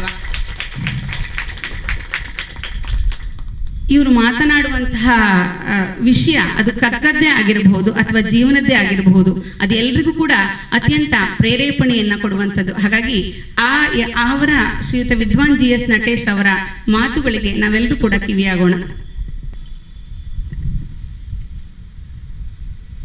ವೇದಿಕೆಯ ಮೇಲೆ ಇಲ್ಲಿ ಕೂತ್ಕೊಂಡಿರೋರು ಎಲ್ಲರೂ ಕೂಡ ಅವರದೇ ಕ್ಷೇತ್ರದಲ್ಲಿ ಸ್ವಾತಂತ್ರ್ಯವನ್ನು ಹೇಗೆ ಸದ್ಬಳಕೆ ಮಾಡ್ಬೋದು ಅಂತ ಸಮಾಜಕ್ಕೆ ತೋರಿಸಿಕೊಟ್ಟವರು. ಅಧ್ಯಕ್ಷರಾಗಿ ನಮ್ಮ ರುದ್ರಾರಾಧ್ಯ ಇದ್ದಾರೆ. ಅವರು ಯೋಗದ ಮೂಲಕನೇ ಮಾತಾಡೋರು, ಹೆಚ್ಚು ಮಾತಾಡೋದಿಲ್ಲ. ಅವರು ಯೋಗ ಸ್ವಾತಂತ್ರ್ಯವನ್ನ ಸದ್ಬಳಕೆ ಮಾಡಿಕೊಂಡು ಬಹುಶಃ ಶಿವಮೊಗ್ಗ ಮಾತ್ರ ಅಲ್ಲ, ಸುತ್ತಮುತ್ತಲಿನ ಎಲ್ಲ ಪ್ರದೇಶಗಳಿಗೂ ಕೂಡ ಯೋಗದ ಸುಗಂಧವನ್ನು ಬೀರಿದವರು. ಅವ್ರ ಹಾಗೆ ನಮ್ಗೆ ಇರ್ಲಿಕ್ಕೆ ಆಗೋದಿಲ್ಲ. ನಾನು ವಾಕ್ ಸ್ವಾತಂತ್ರ್ಯವನ್ನು ಸರಿಯಾಗಿ ಬಳಸ್ಕೊಂಡು ಬಂದಿದ್ದೀನಿ ಅಷ್ಟೇ. ಮಾತಾಡೋದು ಬಹಳ ಸುಲಭ, ಅದಕ್ಕೇನು ಕೆಲಸ ಮಾಡಬೇಕಾಗಿದ್ದಿಲ್ಲ. ಅಂತಹ ಅಧ್ಯಕ್ಷತೆಯನ್ನು ವಹಿಸಿದ್ದಾರೆ. ಅವರನ್ನು ನೋಡಕ್ಕೆ ಖುಷಿ ನನಗೆ, ಮೊದಲಿಂದನೂ ಅಷ್ಟೇ. ಅವ್ರ ಮನೆಗೆ ಅವ್ರ ಬಗ್ಗೆ ಬಹಳ ಅಭಿಮಾನ. ಏನೆಲ್ಲ ಕೆಲಸ ಮಾಡ್ತಾರೆ ಅದನ್ನ ಅವ್ರ ಪರಿಚಯ ಇದ್ದವ್ರು ಗುರುತಿಸ್ಬೇಕಷ್ಟೇ. ನಮ್ಮ ಚಂದ್ರಶೇಖರ್ ಅವರು ಅವ್ರನ್ನ ಗುರುತಿಸಿ ಕರೆದಿದ್ದಾರಲ್ಲ, ಒಂಥರ ಧನ್ಯತಾ ಭಾವ ನನಗೆ ಮೂಡ್ತಾ ಇದೆ. ನಿರಂತರವಾಗಿ ಅವರೇ ಅಧ್ಯಕ್ಷರಂತೆ. ಅದು ಬಹುಶಃ ಅವರ ಅಧ್ಯಕ್ಷತೆಯಲ್ಲಿ ಚೆನ್ನಾಗಿ ನಡೀತಾ ಇದೆ. ಸೌಮ್ಯವಾಗಿ ಹೇಗೆ ನಡೀಬೇಕು ಹಾಗೆ ನಡೀತಾ ಇದೆ. ಇನ್ನು ಮನೆಯ ಸ್ವಾತಂತ್ರ್ಯ ಅಚ್ಚುಕಟ್ಟಾಗಿದ್ರೆ ಹೇಗಿರುತ್ತೆ ಅಂತ ಹಿರಿಯರಾಗಿರ್ತಕ್ಕಂಥ ಶ್ರೀಮತಿ ಜೋಯ್ಸ್ ಇದ್ದಾರೆ. ಮನೆಯನ್ನ ಚೆನ್ನಾಗಿ ನೋಡಿಕೊಂಡು ಮಕ್ಕಳನ್ನ, ಪತಿಯನ್ನ ಚೆನ್ನಾಗಿ ಆರೈಕೆ ಮಾಡಿ MV ಜೋಯ್ಸ್ರಂತಹ ಮಹಾನುಭಾವರನ್ನ ಸಮಾಜಕ್ಕೆ ಕೊಟ್ಟವರು. ಅವರು ಈಗ ಇಲ್ದಿದ್ರು ಕೂಡ ಅವರನ್ನು ಮರೀಲಿಕ್ಕೆ ಸಾಧ್ಯ ಇಲ್ಲ. ಹಾಗಾಗಿ ಅವರನ್ನ ಇಲ್ಲಿ ಕರೆತಂದಿದ್ದಾರೆ. ಹಿರಿಯ ಜೀವ, ಬಹಳ ಖುಷಿ ಆಗುತ್ತೆ. ಇನ್ನು ಎಲೆಮರೆಕಾಯಿಯ ಹಾಗೆ ಕೆಲಸ ಮಾಡುದು ಅಂದ್ರೆ ಹರಿಣಿಯಮ್ಮ ಮಾತ್ರ. ಎಲ್ಲಿಯೂ ಕೂಡ ನಾವು ಸಾಕಷ್ಟು ಬಾರಿ ಕುವೆಂಪು ರಂಗಮಂದಿರಕ್ಕೆ ಹೋದಾಗಲೂ ಕೂಡ ಎಲ್ಲಿಯೂ ಯಾವತ್ತೂ ಮುಖ ಗಂಟು ಹಾಕೊಂಡಿದ್ದು ನೋಡಿರ್ಲಿಲ್ಲ ನಾವು. ಯಾರು ಏನೇ ಹೇಳಿ ನಗ್ತಾ ನಗ್ತಾ ಕೆಲಸ ಮಾಡಿ ಕರ್ಮಯೋಗಿ ಅಂತ ಅನ್ಸ್ಕೊಂಡವರು ಬಹಳ ಖುಷಿ ಆಗುತ್ತೆ. ಅವ್ರ ಬಗ್ಗೆ ತುಂಬಾ ಅಭಿಮಾನ ನನಗೆ. ಕೆಲಸ ಹೇಗ್ ಮಾಡ್ಬೇಕು ಅಂದ್ರೆ ಅವ್ರನ್ನ ನೋಡಿದ್ರೆ ಗೊತ್ತಾಗ್ಬಿಡತ್ತೆ. ಅದರಿಂದ ಕರ್ಮ ಸ್ವಾತಂತ್ರ್ಯವನ್ನ ಬಹಳ ಚೆನ್ನಾಗಿ ಬಳಸ್ಕೊಂಡವ್ರು ಅವರು. ಇನ್ನು ಗಾನ ಸ್ವಾತಂತ್ರ್ಯವನ್ನ ಬಹಳ ಚೆನ್ನಾಗಿ ಉಪಯೋಗಿಸ್ಕೊಂಡು ಜನರ ಮನಸ್ಸನ್ನು ಗೆದ್ದವರು ಪೃಥ್ವಿಗೌಡ ಅವರು. ಈಗಷ್ಟೇ ಜನಗಣಮನ ಮತ್ತೆ ಒಂದೇ ಮಾತ್ರ ಅವ್ರ ಬಾಯಲ್ಲಿ ಕೇಳಿದಾಗ ರೋಮಾಂಚನ ಆಗುತ್ತೆ. ಆ ಗಾನಕ್ಕೆ ಅಷ್ಟು ಶಕ್ತಿ ಇದೆ. ಅದನ್ನು ಸದ್ಬಳಕೆ ಮಾಡಿಕೊಂಡು ಜನಹಿತವನ್ನ ಬಯಸಿ ಜನಮನದಲ್ಲಿ ಶಾಶ್ವತವಾಗಿ ಉಳಿದವರು ಪೃಥ್ವಿಗೌಡರವರು. ಇನ್ನು ಗೋವಿಂದರಾಜ್ ಅವರು ದೇಶದ ಸ್ವಾತಂತ್ರ್ಯಕ್ಕಾಗಿ ಸರ್ವಸ್ವವನ್ನು ತ್ಯಾಗ ಮಾಡಿದವರು. ಅವ್ರ ಮುಖ ನೋಡ್ರಿ ಎಷ್ಟು ನೆಮ್ಮದಿಯಿಂದ ಇದೆ ಅಂತ. ಒಳ್ಳೆ ಕೆಲಸ ಮಾಡಿದರೆ ಅದು ಅಡಿಯಿಂದ ಮುಡಿಯವರೆಗೂ ಕೂಡ ರಕ್ತ ಸಂಚಾರ ಮಾಡುವಾಗಲೇ ನೆಮ್ಮದಿಯನ್ನ ಹೊರಸೂಸುತ್ತಾ ಇರುತ್ತಂತೆ. ಅಂತಹ ಮಹಾನ್ ವ್ಯಕ್ತಿಯನ್ನ ಇಲ್ಲಿ ಕೂರಿಸಿದ್ದಾರೆ ಗೋವಿಂದರಾಜರವರು. ಇನ್ನು ಮಂಜುನಾಥ್ ಅವರು ಬಹುಶಃ ಅವರು ಪ್ರಾಮಾಣಿಕವಾಗಿ ಕೆಲಸ ಮಾಡೋದ್ರಿಂದಲೇ ಇಲ್ಲಿಗೆ ಬಂದಿದ್ದಾರೆ. ನಗರದ ಸ್ವಚ್ಛತೆಯನ್ನ ಇದು ಒಂದು ರೀತಿಯಲ್ಲಿ ದೇವರ ಕಾರ್ಯ ಎಂಬುದಾಗಿ ತಿಳ್ಕೊಂಡ್ರೆ ಮಾತ್ರ ಇವರ ಕೆಲಸ ಮಾಡಕ್ ಸಾಧ್ಯ. ನಾವು ಏನೆಲ್ಲ ಕೆಲಸ ಮಾಡ್ತೇವೆ ಅದೆಲ್ಲ ಭಗವಂತನ ಸೇವೆ ಎಂಬುದಾಗಿ ತಿಳ್ಕೊಂಡ್ರೆ ನಮ್ಮಿಂದ ತಪ್ಪುಗಳು ನಡೀಲಿಕ್ಕೆ ಸಾಧ್ಯ ಆಗೋದಿಲ್ಲ. ಅಂತಹ ಮಂಜುನಾಥರವರು ಇದ್ದಾರೆ ಇಲ್ಲಿ. ಸುಮಾರು 15 ವರ್ಷದಿಂದ ಚಂದ್ರಶೇಖರ್ ಬಾಯರಿಯವರು ಮನೆಯಲ್ಲಿ ಸ್ವಾತಂತ್ರ್ಯೋತ್ಸವವನ್ನ ಆಚರಿಸ್ತಾ ಇರೋದು ಬಹಳ ಅಪರೂಪ. ಸ್ವಾತಂತ್ರ್ಯ ಬಂದ ಮೇಲೆ ಪ್ರತಿ ಮನೆಯಲ್ಲೂ ಆ ಸ್ವಾತಂತ್ರ್ಯ ಭಾವ ಮೂಡಬೇಕು. ದುರಂತ ಅಂದ್ರೆ ಇವತ್ತು ಸ್ವಾತಂತ್ರ್ಯ ಅಂದ್ರೆ ಏನು ಎಂಬುದಾಗಿ ಅರ್ಥವನ್ನೇ ನಾವು ಮರೆತಿದ್ದೇವೆ ಅಂತ ಅನಿಸುತ್ತೆ. ಯಾಕೆ ಅಂದ್ರೆ ಒಂದು ವಿಚಾರ, ಒಂದು ವಸ್ತುವನ್ನ ಕಳ್ಕೊಂಡಾಗ ಮಾತ್ರ ಅದರ ಬಗ್ಗೆ ನಮಗೆ ಅಭಿಮಾನ ಮೂಡುವುದು. ಅದು ಇದ್ದಾಗ ನಮಗೆ ಗೊತ್ತಾಗೋದಿಲ್ಲ. ಸಂಸ್ಕೃತದಲ್ಲಿ ಒಂದು ಸುಭಾಷಿತ ಇದೆ, ಅತಿ ಪರಿಚಯಾದವಜ್ಞ ಸಂತತ ಗಮನಾದ ಅನಾದರೋ ಭವತಿ ಮಲೆಯೇ ಭಿಲ್ಲಭ ಪುರಂದ್ರಿ ಚಂದನ ಕಾಷ್ಟಂ ಇಂದನಂ ಕುರುತೆ ಅಂತ. ಎಷ್ಟು ಚೆನ್ನಾಗಿದೆ ಸುಭಾಷಿತ. ಯಾವುದು ನಮಗೆ ತುಂಬಾ ಪರಿಚಿತವಾಗಿರುತ್ತೋ ಅದರ ಬಗ್ಗೆ ನೆಗ್ಲೆಕ್ಟ್ ಮಾಡ್ತೀವಂತೆ ನಾವು. ಉಸಿರಿನ ಬಗ್ಗೆ ಯಾವತ್ತಾರು ಯೋಚನೆ ಮಾಡ್ತೀವ? ಯೋಗಾಚಾರ್ಯರಾದ ರುದ್ರಾಚಾರ್ಯರು ಉಸಿರು ಹೇಳ್ಕಳಿಂದಾಗ ಉಸಿರಿದೆ ಅಂತ ಗೊತ್ತಾಗೋದು ನಮ್ಗೆ. ಅಲ್ಲಿವರೆಗೆ ಗೊತ್ತಾಗೋದಿಲ್ಲ. ಆ ಉಸಿರು ನಿಂತಾಗ ಮಾತ್ರ ಅದರ ಬೆಲೆ ಗೊತ್ತಾಗೋದು ನಮ್ಗೆ. ಅತಿ ಪರಿಚಯಾದವಜ್ಞ ಸಂತತ ಗಮನಾದ ಅನಾದರೋ ಭವತಿ. ಒಂದೊಂದು ಮೌಲ್ಯಗಳನ್ನ ಹೇಳ್ತಾನೆ ಭಗವಂತ. ಆ ಮೌಲ್ಯಗಳ ಮೂಲಕ ಎಷ್ಟು ಚೆನ್ನಾಗಿ ಆ ಸಂತರು ಹೇಳ್ತಾರೆ. ಒಬ್ರು ಮನೆಗೆ ನಿರಂತರವಾಗಿ ಕೆಲಸ ಇಲ್ಲದೆ ಹೋದ್ರೆ ಅನಾದರ ಆಗತ್ತಂತೆ. ಎಷ್ಟು ಚೆನ್ನಾಗಿದೆ ನೋಡಿ ಅದು ಮೌಲ್ಯ. ಸಂತತ ಗಮನಾದ ಅನಾದರೋ ಭವತಿ. ಕೆಲಸ ಇಲ್ಲದೆ ಒಬ್ರು ಮನೆಗೆ ಹೋಗ್ಬಾರ್ದು ಅಂತ. ಸುಮ್ಮನೆ ಹರಟೆ ಹೊಡಿಕ್ ಹೋಗ್ತೀವಲ್ಲ, ಅದು ಅನಾದರಕ್ಕೆ ಈಡಾಗತ್ತೆ ಅಂತ. ಕನ್ನಡದಲ್ಲಿ ಒಂದು ಗಾದೆ ಇದೆ, ಹಾಕ್ಮಣೆ ನೂಕ್ಮಣೆ ಯಾಕ್ಮಣೆ ಅಂತ. ಅಳಿಯ ನಮ್ಮ ಮನೆ ನನ್ನ ಹೆಂಡತಿ ಮನೆ ಅಂತ ಮೊದಲು ಬಂದ್ರೆ ಮಣೆ ಹಾಕ್ತಾರಂತೆ. ಆಗ ಮಣೆಯೇ ಅತ್ಯುತ್ಕೃಷ್ಟವಾದ ಉನ್ನತವಾದ ಆಸನ ಇತ್ತು. ಈಗೆಲ್ಲ ತುಂಬಾ ಹೈಟಿಗೆ ಹೋಗಿದಾವೆ ಆಸನಗಳು. ಹಾಗಾಗಿ ಮಣೆ ಹಾಕು ಬಂದ ಅಳಿಯ ಅಂತ. ಆಮೇಲೆ ಹಾಗೆ ಒಂದು 8 ದಿವಸ ಕಂಟಿನ್ಯೂ ಮಾಡಿದ್ರೆ ಮಣೆನೂ ಹಾಕೊಂಡು ಕುತ್ಕೊಂತಾನೆ, ಅವನಿಗೇನು ದಾಡಿ ಅಂತ. ಆಮೇಲೆ ಇನ್ನೂ ಹಾಗೆ 1 ತಿಂಗಳ ಮೇಲೆ ಹೋದ್ರೆ ಯಾಕೆ ಮಣೆ, ಅವನು ನಮ್ಮವನೇ ಅಲ್ವಾ, ಮಣೆ ಹಾಕೋದು ಯಾಕೆ, ಬಿಟ್ಬಿಡಿ ಅಂತ ಬಿಟ್ಬಿಡ್ತಾರೆ. ಹಾಗಾಗಿ ಅತಿ ಪರಿಚಯಾದ ಅವಜ್ಞ ಸಂತತ ಗಮನಾದ ಅನಾದರೋ ಭವತಿ. ಮಲೆಯ ಪರ್ವತದಲ್ಲಿ ಬಿಲ್ಲವ ಸ್ತ್ರೀ ಅಡಿಗೆ ಮಾಡಬೇಕಾದ್ರೆ ಶ್ರೀಗಂಧದ ಕಟ್ಟಿಗೆನೇ ಆಗ್ಬೇಕಂತವಳಿ, ಬೇರೆ ಕಟ್ಟಿಗೆ ಅಡಿಗೆ ಮಾಡಕ್ಕೆ ಬರಲ್ಲಂತೆ. ಬೇಕಾದಷ್ಟು ಇದೆ. ಇದನ್ನ ಯಾಕೆ ಹೇಳಿದೆ ಅಂದ್ರೆ, ಸ್ವಾತಂತ್ರ್ಯ ಕಳ್ಕೊಂಡು ಲಕ್ಷಾಂತರ ಮಂದಿ ಸರ್ವಸ್ವವನ್ನೂ ತ್ಯಾಗ ಮಾಡಿ ಇಡೀ ದೇಶಕ್ಕಾಗಿ ಪ್ರಾಣಾರ್ಪಣೆಯನ್ನ ಕೊಟ್ಟು ನಮಗೆ ಸ್ವಾತಂತ್ರ್ಯವನ್ನ ಕೊಟ್ಟಿದ್ದಾರೆ. ಸ್ವಾತಂತ್ರ್ಯ ನಮಗೆ ಮಾತಾಡುವ ಸ್ವಾತಂತ್ರ್ಯ ಇದೆ. ಅರ್ಥಾತ್ ಮಾತಾಡುವ ಸ್ವಾತಂತ್ರ್ಯ ಇದೆ ಅಂದ್ರೆ ಬಾಯಿಗೆ ಬಂದಂಗೆ ಮಾತಾಡೋದು ಸ್ವಾತಂತ್ರ್ಯ ಅಲ್ಲ. ತಂತ್ರ ಅಂದ್ರೆ ತನೋತಿ ವಿಪುಲಾನ್ ಅರ್ಥಾನ್ ತ್ರಾಯತೆ ಮಹತೋ ಭಯಾತ್ ಅಂತ ತಂತ್ರ ಎಂಬ ಶಬ್ದಕ್ಕೆ ಅರ್ಥ. ತುಂಬಾ ಅರ್ಥವನ್ನ ವಿಸ್ತಾರವಾಗಿ ಕೊಡುತ್ತಂತೆ. ಅದು ದೊಡ್ಡ ಭಯದಿಂದ ನಮ್ಮನ್ನ ರಕ್ಷಣೆ ಮಾಡುತ್ತಂತೆ. ಸ್ವತಂತ್ರ ಅಂದ್ರೆ ನಾನೇ ಸ್ವತಂತ್ರವಾಗಿ ಬದುಕುವುದು. ಅಂದ್ರೆ ಬೇರೆಯವರಿಗೆ ತೊಂದರೆ ಮಾಡದೇನೆ ನಾನು ಬದುಕಬೇಕು. ಇವತ್ತು ಸ್ವಾತಂತ್ರ್ಯ ಮಿಸ್ಯೂಸ್ ಆಗ್ತಾ ಇದೆ. ಸ್ವಾತಂತ್ರ್ಯ ಅಂದ್ರೆ ಬಾಯಿಗೆ ಬಂದಾಗ ಮಾತಾಡೋದು, ಬಾಯಿಗೆ ಬಂದಾಗ ಮನಸ್ಸಿಗೆ ಬಂದಾಗ ಕೆಲಸ ಮಾಡೋದು ಆಗೋಗಿದೆ. ಆ ಸ್ವಾತಂತ್ರ್ಯಕ್ಕೂ ಒಂದು ಬಂಧನ ಇದ್ರೆ ಮಾತ್ರ ಸ್ವಾತಂತ್ರ್ಯಕ್ಕೆ ಅರ್ಥ. ಡಿ.ವಿ. ಗುಂಡಪ್ಪನವರು ಸ್ವಾತಂತ್ರ್ಯವೇಕೆ ಅಂತ ಒಂದು ಪದ್ಯ ಬರೆದಿದ್ದಾರೆ. ಅದ್ಭುತವಾಗಿ ಬರೆದಿದ್ದಾರೆ. ಕೇಳ್ತಾರೆ ಭಗವಂತನ ಹತ್ರ, ಯಾಕೆ ಕೊಟ್ಟೆ ನಮ್ಗೆ ಸ್ವಾತಂತ್ರ್ಯನ ಅಂತ. ಯಾಕೆಂದ್ರೆ ಮಿಸ್ಯೂಸ್ ಮಾಡ್ಕೊಳ್ಳೋದೇ ಜಾಸ್ತಿ ನಾವು. ಸ್ವಾತಂತ್ರ್ಯವನ್ನು ದೇವ ಏಕೆ ಎನಗಿತ್ತೆ ಅದು ನೀತಿಯಿಂದೆನ್ನ ಬೀಳಿಪ ಯುಕುತಿಯೇನೆ ಚೈತನ್ಯದಾದಿ ಕಾರಣನೆ ನೀನಿರಲೆನ್ನ ಚೇತಸದ ಸಾಸಂಗಳೆಲ್ಲ ಬರಿದಾಯಸವು. ಯಾಕೆ ನೀನ್ ಸ್ವಾತಂತ್ರ್ಯ ಕೊಟ್ಟೆ ನಮ್ಗೆ? ನೀನ್ ಚೈತನ್ಯ ಮೂರ್ತಿಯಾಗ ನೀನ್ ಇರಬೇಕಾದ್ರೆ ನಾನು ಮಾಡಿದ ಕೆಲಸ ಎಲ್ಲ ಬರೀ ಆಯಾಸ ಭರಿತವೇ, ನಾನೇನು ಮಾಡಕ್ಕಾಗಲ್ಲ. ನಿನ್ನ ಚೈತನ್ಯ ಇದ್ರೆ ಮಾತ್ರ ಮಾಡ್ಲಿಕ್ಕಾಗತ್ತೆ. ನನಗೆ ಸ್ವಾತಂತ್ರ್ಯ ಯಾಕೆ ಕೊಟ್ಟೆ? ನೀತಿಯಿಂದ ಕೆಳಕ್ ಬೀಳಕ್ ಕೊಟ್ಟ್ಯಾ ಅಂತ ಕೇಳ್ತಾರೆ. ಆಮೇಲೆ ಒಂದಷ್ಟು ಉದಾಹರಣೆ ಕೊಡ್ತಾರೆ ಅವರು. ಶುಕಪಿಕಂಗಳಿಗೆ ನೀನ್ ಅತಿಮತಿಯ ನೀ ಅದಿರೆ ನಲಿದು ನುಂಚರದೊಳವು ಪಾಡಿ ಸುಳಿದಾಡಿ ನಿನ್ನ ನಿಂದಿಸದೆ ಮೇಣ್ ಅನ್ಯರನ್ನು ಕುಂದಿಸದೆ ನಿನ್ನ ರಚನೆಯ ಸೊಬಗ ತೋರ್ಪ ಹರುಷದೊಳಿರಲು ಸ್ವಾತಂತ್ರ್ಯವನ್ನು ದೇವ ಏಕೆ ಎನಗಿತ್ತೇವೆ. ಎಷ್ಟು ಪ್ರಕೃತಿ ಕಡೆಗೆ ಹರಿಸ್ತಾರೆ ನೋಡಿ. ಸ್ವಾತಂತ್ರ್ಯ ಹೇಗೆ ನಾವು ಬಳಸ್ಕೋಬೇಕು ಅಂತ ಪಕ್ಷಿಗಳಿಗೆ ಕೇಳ್ಬೇಕಂತೆ, ಪಕ್ಷಿಗಳನ್ನು ನೋಡ್ಬೇಕಂತೆ. ಶುಕ ಪಿಕಂಗಳಿಗೆ ನೀನ್ ಅತಿಮತಿಯ ನೀ ಅದಿರೆ. ಈ ಗಿಳಿಗೆ, ಕೋಗಿಲೆಗಳಿಗೆ ಮನುಷ್ಯನಷ್ಟು ಬುದ್ಧಿ ಕೊಟ್ಟಿಲ್ಲ, ಆದ್ರೆ ಅವು ಎಷ್ಟು ಚೆನ್ನಾಗಿ ಬದುಕ್ತಾವೆ ಅಲ್ವಾ. ನಲಿದು ನುಂಚರದಳು ಪಾಡಿ ಸುಳಿದಾಡಿ ತುಂಬಾ ಆನಂದವಾಗಿರ್ತಾವ, ಯಾವತ್ತೂ ದುಃಖಿಸಲ್ಲ. ನಮ್ಮ ತಲೆ ಮೇಲೆ ಕುತ್ಕೊಳ್ಳಲ್ಲ, ಅವಕ್ಕೆ ಸಮಸ್ಯೆಗಳಿಲ್ವಾ? ನಮ್ಮ ಮನುಷ್ಯನಷ್ಟು ಅವರಿಗೆ ಸೌಲಭ್ಯಗಳೇ ಇಲ್ಲ ಅವಕ್ಕೆ, ಆದ್ರೂ ಯಾವತ್ತೂ ಕೂಡ ಕೊರಗಲ್ಲ. ಪಕ್ಷಿ, ಕೋಗಿಲೆ ಆಗ್ಲಿ, ಗಿಳಿ ಆಗ್ಲಿ, ಅತ್ಯಂತ ಬುದ್ಧಿವಂತಿಕೆ ಮನುಷ್ಯನಿಗೆ ಕೊಟ್ಟಷ್ಟು ಕೊಟ್ಟಿಲ್ಲ ನೀನು. ಆದ್ರೆ ಇದ್ದಷ್ಟು ಕಾಲ ಆನಂದದಿಂದ ನಲಿದು ನುಂಚರದೊಳವು ಒಳ್ಳೆಯ ಹಾಡನ್ನ ಹಾಡಿ ಸುಳಿದಾಡಿ ಪಾಡಿ ನಿನ್ನ ನಿಂದಿಸದೆ ಮೇನ್ ಅನ್ಯರನ್ನು ಕುಂದಿಸದೆ. ಸ್ವಾತಂತ್ರ್ಯದ ಸದ್ಬಳಕೆ ಹೇಗಾಗಬೇಕು ಅಂತ ಹೇಳ್ತಾರೆ ಭಗವಂತ.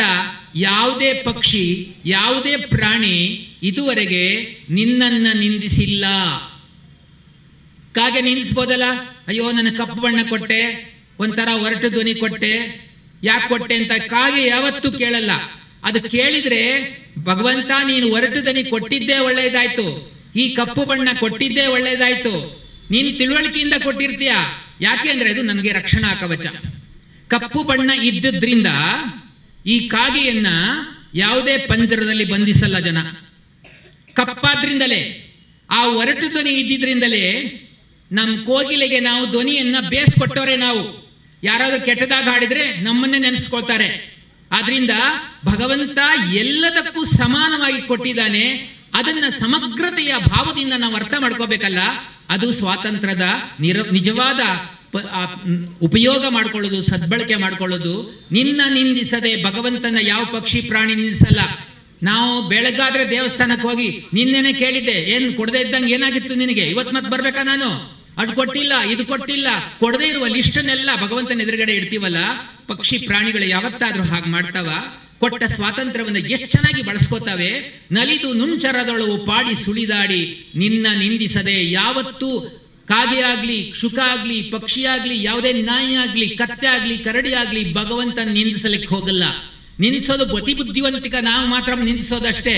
ನೀನೇ ಸರಿ ಇಲ್ಲ ಅಂತ ಹೇಳಿಬಿಡ್ತೀವಿ ನಾವು. ನಿನ್ನ ನಿಂದಿಸದೆ ಮೇನ್ ಅನ್ಯರನ್ನು ಕುಂದಿಸದೆ. ಮತ್ತೆ ಎಷ್ಟು ಚೆನ್ನಾಗಿ ಹೇಳಿದ್ದಾರೆ, ಬೇರೆಯವರಿಗೆ ತೊಂದರೆ ಮಾಡದೆ ಬದುಕ್ತಾವೆ ಅವು. ಅನ್ಯರನ್ನು ಕುಂದಿಸದೆ, ಬೇರೆಯವರಿಗೆ, ಬೇರೆಯವರ ಬದುಕಿಗೆ ತೊಂದರೆ ಮಾಡದೇನೆ ಎಷ್ಟು ಚೆನ್ನಾಗಿ ಸ್ವತಂತ್ರವಾಗಿ ಬದುಕ್ತಾವೆ. ನಿನ್ನ ರಚನೆಯ ಸೊಬಗ ತೋರ್ಪ ಹರುಷದೊಳಿರಲು, ನಿನ್ನ ಸೃಷ್ಟಿಗೆ ವೈಭವೋಪೇತವಾದ ಮೆರುಗನ್ನ ಕಲ್ಪಿಸುತ್ತಾ ಬದುಕ್ತಾವಲ್ಲ, ಹಾಗೆ ಬದುಕಬೇಕು. ಬದುಕು ನಮ್ದು ಅಂತ ಆಗಿದ್ರೆ ನಮ್ದು ಹಾಗೆ ಆಗಿರ್ಬೇಕು.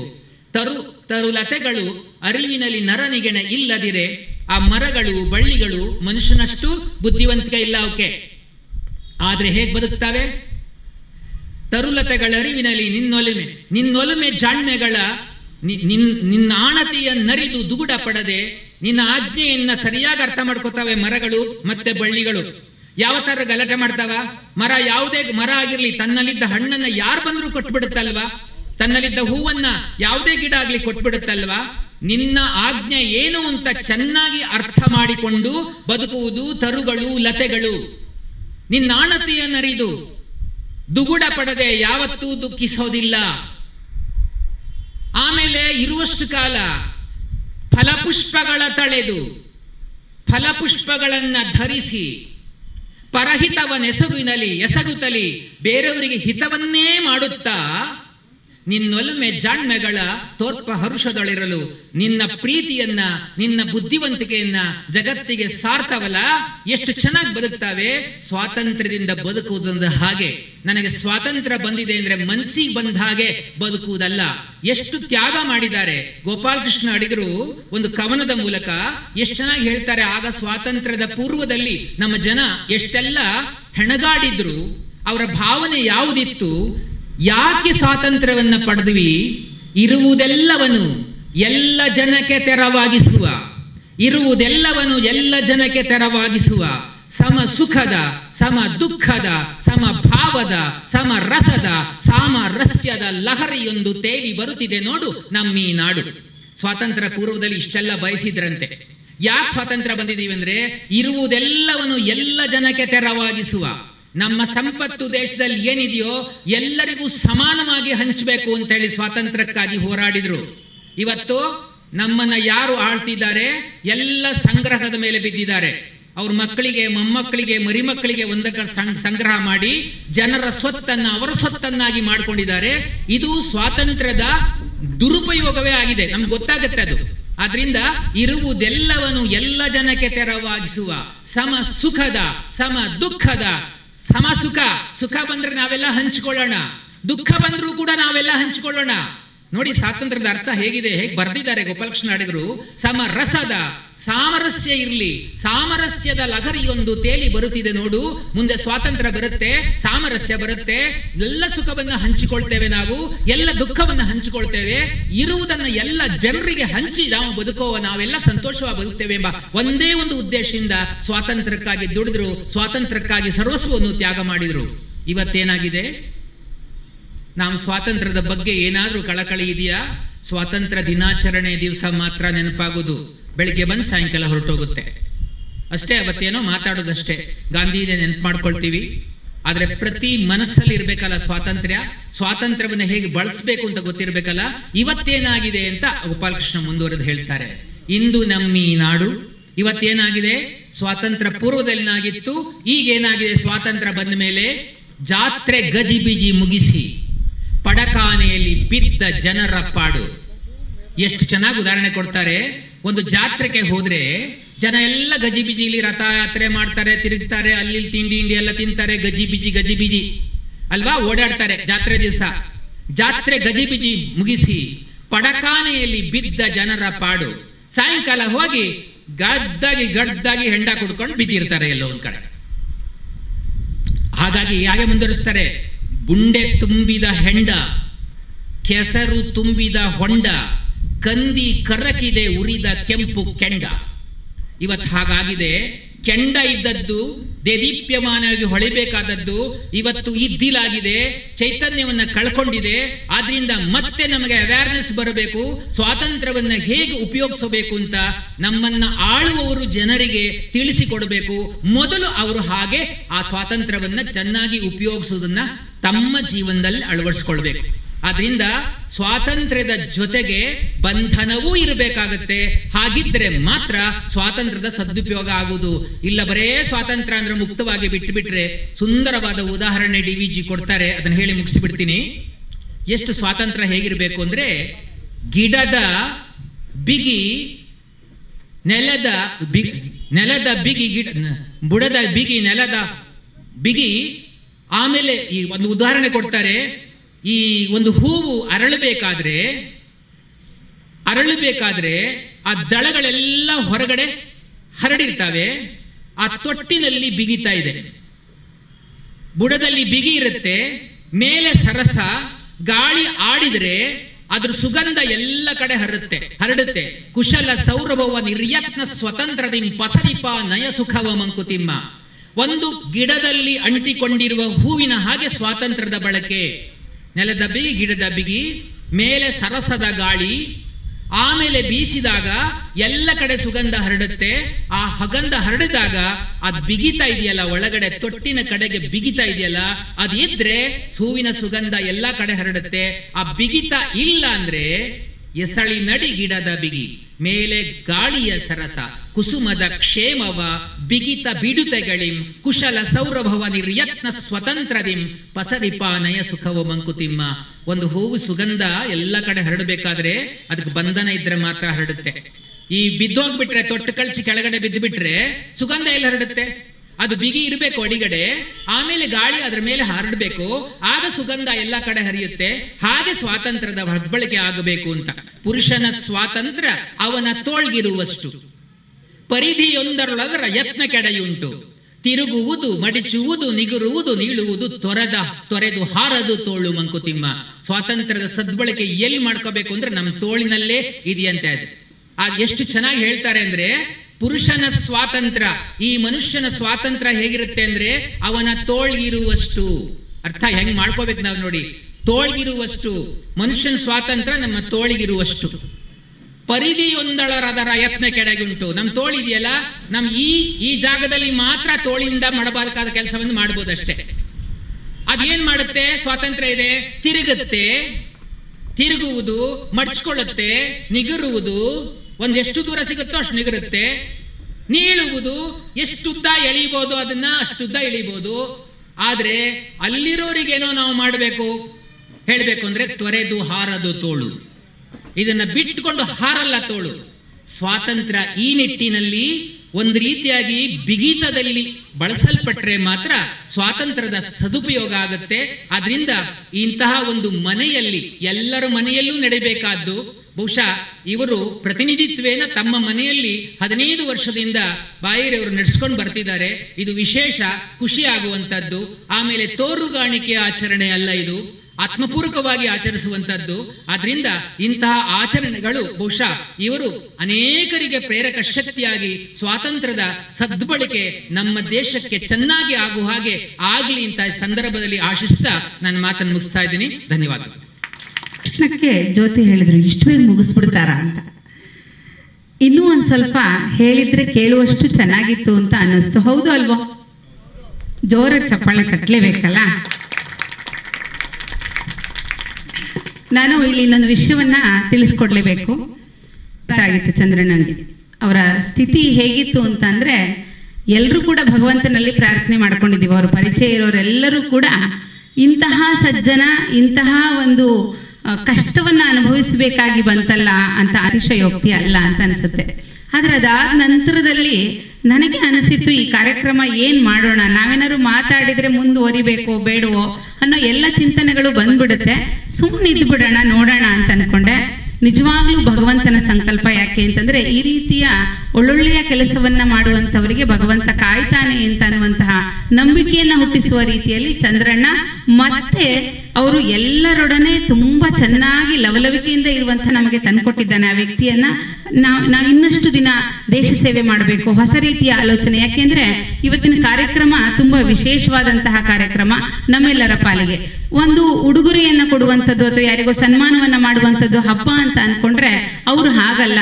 ಅವರಿಗೆ ಎಲ್ಲ ಇಡೀ ಕುಟುಂಬದವರನ್ನೆಲ್ಲ ಮತ್ತೆ ಒಮ್ಮೆ ಸೇರಿಸುವಂತಹ ಒಂದು ಸೊಗಸಾದಂತಹ ಕಾರ್ಯಕ್ರಮಕ್ಕೆ ನಮಗೆ ಅವರು ಸೇರಿಸ್ಕೊಟ್ಟಿದ್ದಾರೆ. ಭಗವಂತನಿಗೊಮ್ಮೆ ನಾವು ನಮಿಸ್ತಾ ಮುಂದಿನ ಕಾರ್ಯಕ್ರಮಕ್ಕೆ ಅಡಿ ಇಡೋಣ. ಏನು ಅಂತಂದ್ರೆ, ಈಗ ನಾವು ಸನ್ಮಾನ, ಖಂಡಿತವಾಗ್ಲೂ ಅವರ ಕೆಲಸದ ಅರಿವು ಯಾರಿಗೂ ಕೂಡ ಇರೋದಿಲ್ಲ. ಯಾವತ್ತೂ ಕೂಡ ಯಾರ ಹತ್ರನೂ ಒಂದು ಮಾತನ್ನು ಕೂಡ ಹೇಳಿಸ್ಕೊಳ್ಳದೇನೆ ನಿರಂತರವಾಗಿ ಅವರ ಕೆಲಸ ಹೇಗಿದೆ ಅಂತಂದ್ರೆ, ಯಾರು ಅವರನ್ನ ಗುರುತಿಸಬೇಕು ಅನ್ನುವಂತಹ ಯಾವ ಒಂದು ಆಲೋಚನೆಯನ್ನು ಕೂಡ ಅವ್ರು ಇಟ್ಕೊಂಡಿರಲ್ಲ. ಯಾರೋ ನಾನು ಮಾಡೋ ಕೆಲಸವನ್ನ ಯಾಕೆ ಗುರುತಿಸಬೇಕು ಅನ್ನುವಂತಹ ಚಿಂತನೆಯಲ್ಲಿ, ಏನ್ ಮೇಡಮ್ ನನಗೆ ಕೆಲಸ ಸಿಕ್ಕಿದೆ, ಈ ಕೆಲಸ ಮಾಡೋದಕ್ಕೆ ಅಂತಾನೆ ಸಂಬಳ ಕೊಡ್ತಾರೆ, ನಾನು ಈ ಕೆಲಸ ಮಾಡ್ತೀನಿ, ನಾನೇನ್ ಗುರುತಿಸಿದೀರಾ ಅಂತ ಕೇಳುವಂತಹ ಒಂದು ವಿಶೇಷವಾದಂತಹ ವ್ಯಕ್ತಿತ್ವ ಶ್ರೀಮತಿ ಹರಿಣಿಯವರು. ಅವರು ವೇದಿಕೆಯನ್ನು ಅಲಂಕರಿಸಬೇಕು. ಅವರು ಈಗ ಈ ಸನ್ಮಾನವನ್ನ ಸ್ವೀಕರಿಸಬೇಕು ಅಂತ ಕೇಳ್ತೀನಿ. ಕುವೆಂಪು ರಂಗಮಂದಿರದಲ್ಲಿ ನೀವು ಯಾವ್ದಾದ್ರು ಒಂದು ಕಾರ್ಯಕ್ರಮವನ್ನ ಆಯೋಜನೆ ಮಾಡಿದ್ರೆ, ಒಂದು ಅಲ್ಲಿರುವಂತಹ ದೀಪದ ಕಂಬವನ್ನ ಇಡೋದಾಗಿರಬಹುದು, ಅಥವಾ ಅಲ್ಲಿ ಚೇರನ್ನ ತೆಗೆದು ಸರಿಯಾದ ರೀತಿಯಲ್ಲಿ ಜೋಡಿಸೋದಾಗಿರಬಹುದು, ಅಥವಾ ಅಲ್ಲಿರುವಂತಹ ಮಕ್ಕಳುಗಳು ಏನಾದರೂ ಕಾರ್ಯಕ್ರಮ ಕೊಡೋರಿದ್ರೆ ಅವರನ್ನ ಹುರಿದುಂಬಿಸಿ ಅವರಿಗೆ ಪ್ರೇರೇಪಣೆಯನ್ನ ಕೊಟ್ಟು ಕಾರ್ಯಕ್ರಮ ಚೆನ್ನಾಗಾಗುವಂತೆ ಅವರು ಬೆಂಬಲವಾಗಿ ನಿಂತು ಅವರಿಗೆ ಏನೇನ್ ಬೇಕೋ ಆ ಸಹಾಯವನ್ನ ಮಾಡುವುದಾಗಿರ್ಬೋದು. ಆ ಎಲ್ಲದರಲ್ಲಿಯೂ ಕೂಡ ಶ್ರೀಮತಿ ಹರಿಣಿಯವರ ಪಾತ್ರ ತುಂಬಾ ಹಿರಿದು. ಎಷ್ಟು ಸಂಕೋಚ ಇದೆ ಅವರಿಗೆ ಅಂದ್ರೆ, ಯಾವಾಗ್ಲೂ ವೇದಿಕೆಯ ಹಿಂದೆ ಇದ್ದು ಕೆಲಸ ಮಾಡಿದಂತಹ ಅವರು ಮೊದಲೇ ಅಲ್ಲಿ ಧ್ವಜಾರೋಹಣಕ್ಕೆ ಬನ್ನಿ ಅಂತಂದ್ರೆ ಇಲ್ಲ ನಾನು ಹಿಂದೆ ಇರ್ತೀನಿ ಅಂದ್ರು. ವೇದಿಕೆಗೆ ಬನ್ನಿ ಅಂದ್ರೆ ಇಲ್ಲ ನಾನು ಆಮೇಲೆ ಬರ್ತೀನಿ ಅಂತ ಅಂದ್ರು. ಹಾಗಾಗಿ ಅವರ ಆ ಸಂಕೋಚದ ಸ್ವಭಾವ ನಿಜವಾಗಿಯೂ ಇದೆಲ್ಲ ಯಾಕೆ ನನಗೆ, ನಾನು ಮಾಡುವ ಕೆಲಸವನ್ನ ನಿರಂತರವಾಗಿ ಶ್ರದ್ಧೆಯಿಂದ ಮಾಡ್ಕೊಂಡು ಹೋಗ್ತೀನಿ ಅಷ್ಟೇ ಅಂತ ಅನ್ನುವಂತಹ ಸ್ವಭಾವದ ಶ್ರೀಮತಿ ಹರಿಣಿಯವರನ್ನ ಇವತ್ತು ಚಂದ್ರಶೇಖರ್ ಬಾಯರ್ ದಂಪತಿಗಳವರು ಗುರುತಿಸಿದ್ದಾರೆ. ಅವರು ಇವತ್ತು ಇವರಿಗೊಂದು ಸನ್ಮಾನ ಮಾಡೋಣ. ಇವರು ಮಾಡುವಂತಹ ಕೆಲಸವನ್ನ ಯಾರು ಗುರುತಿಸ್ತಾರೋ ಬಿಡ್ತಾರೋ ಗೊತ್ತಿಲ್ಲ, ನಾವಂತೂ ಗುರುತಿಸಿದೀವಿ ಅಂತ ಅನ್ನೋದನ್ನ ಹೇಳೋಣ ಅನ್ನೋ ಕಾರ್ಯಕ್ಕಾಗಿ ಶ್ರೀಮತಿ ಹರಿಣಿಯವರನ್ನ ಆಯ್ಕೆ ಮಾಡಿ ಇಲ್ಲಿ ಈ ವೇದಿಕೆಯವರೆಗೆ ಕರೆತರಬೇಕಾದ್ರೆ ನಿಜವಾಗಿಯೂ ಹರಸಾಹಸವನ್ನೇ ಮಾಡಿದ್ದಾರೆ. ಯಾಕೆಂದ್ರೆ ಅವ್ರನ್ನ ಒಪ್ಸೋದೇ ತುಂಬಾ ಕಷ್ಟ ಆಯ್ತು. ಬನ್ನಿ ನೀವೀಗ ಸನ್ಮಾನಕ್ಕೆ ಸನ್ಮಾನಿತರು ಬರಬೇಕು ಅಂತ ಹೇಳೋದಕ್ಕೆ ಒಪ್ಸೋದನ್ನ ಕಷ್ಟಪಟ್ಟಾದರೂ ಸಹ ನಾವು ಒಪ್ಪಿಸುವಲ್ಲಿ ಗೆದ್ದಿದ್ದೇವೆ ಅಂತ ಹೇಳ್ತಾ ಶ್ರೀಮತಿ ಹರಿಣಿ ಅವರಿಗೆ ಶ್ರೀಮತಿ ಜಯಲಕ್ಷ್ಮಿ ಶಾಸ್ತ್ರಿ ಅವರು ಬಂದು ಅವರಿಗೆ ಸನ್ಮಾನವನ್ನ ಮಾಡಬೇಕು ಅಂತ ಹೇಳಿ ಕೇಳ್ಕೊಳ್ತೇನೆ. ಖಂಡಿತವಾಗಲೂ ಗಮನಿಸಲೇಬೇಕು. ಅಲ್ಲಿರುವಂತಹ ಎಲ್ಲ ವಿಶೇಷವಾದ ವಸ್ತುಗಳು ಕೂಡ ನಾವು ಏನು ಸ್ವದೇಶಿ ವಸ್ತುಗಳು, ಅದರ ಜೊತೆಯಲ್ಲಿಯೇ ನಮಗೆ ಇವತ್ತು ಇನ್ನೊಬ್ರು ಹೊಸ ಡಿಸ್ಟ್ರಿಬ್ಯೂಟರ್ ಅವರು ಶ್ರೀಯುತ ಸೀತಾರಾಮ್ ಭಟ್ ಅವರು ಕೂಡ ಈ ಸನ್ಮಾನದ ಜೊತೆಗೆ ನಾವು ಕೈ ಜೋಡಿಸ್ತೀವಿ. ಯಾಕೆಂದ್ರೆ ಚಂದ್ರಣ್ಣ ಅವರು ವಿಶೇಷವಾದ ಕಾರ್ಯವನ್ನ ಮಾಡ್ತಾ ಇದ್ದಾರೆ, ನಾವು ಕೈ ಜೋಡಿಸ್ತೀವಿ ಅಂತ ಹೇಳಿ ಅವರೊಂದಷ್ಟು ಉಡುಗೊರೆಗಳನ್ನ ಇಲ್ಲಿರುವಂತಹ ಎಲ್ಲ ಸನ್ಮಾನಿತರು ಕೂಡ ಕೊಡ್ತಾ ಇದ್ದಾರೆ. ಹಾಗೆಯೇ ಒಂದು ಗಿಡವನ್ನ ಕೊಡುವಂತಹ ಸಂಪ್ರದಾಯವನ್ನ ಮೊದಲಿಂದಲೂ ಕೂಡ ಮಾಡ್ಕೊಂಡು ಬಂದಿದ್ದಾರೆ. ಇಲ್ಲಿರುವಂತಹ ಎಲ್ಲ ವಸ್ತುಗಳು ಸ್ವದೇಶಿ ವಸ್ತುಗಳು, ಜೊತೆಯಲ್ಲಿ ಅದು ದಿನಬಳಕೆಯ ವಸ್ತುಗಳು ಸಹ. ಹಾಗಾಗಿ ಉಡುಗೊರೆಯನ್ನು ಕೊಡುವುದರಲ್ಲೂ ಕೂಡ ಒಂದು ವೈಶಿಷ್ಟ್ಯವನ್ನ ಮೆರೆದಂತಹ ದಂಪತಿಗಳು, ಎಲ್ಲ ಕುಟುಂಬದವರು ಇದಕ್ಕೆ ಜೊತೆಯಾಗಬೇಕು ಅಂತ ಹೇಳಿ ಕೇಳ್ಕೊಳ್ತೇನೆ. ಯಾಕೆಂದ್ರೆ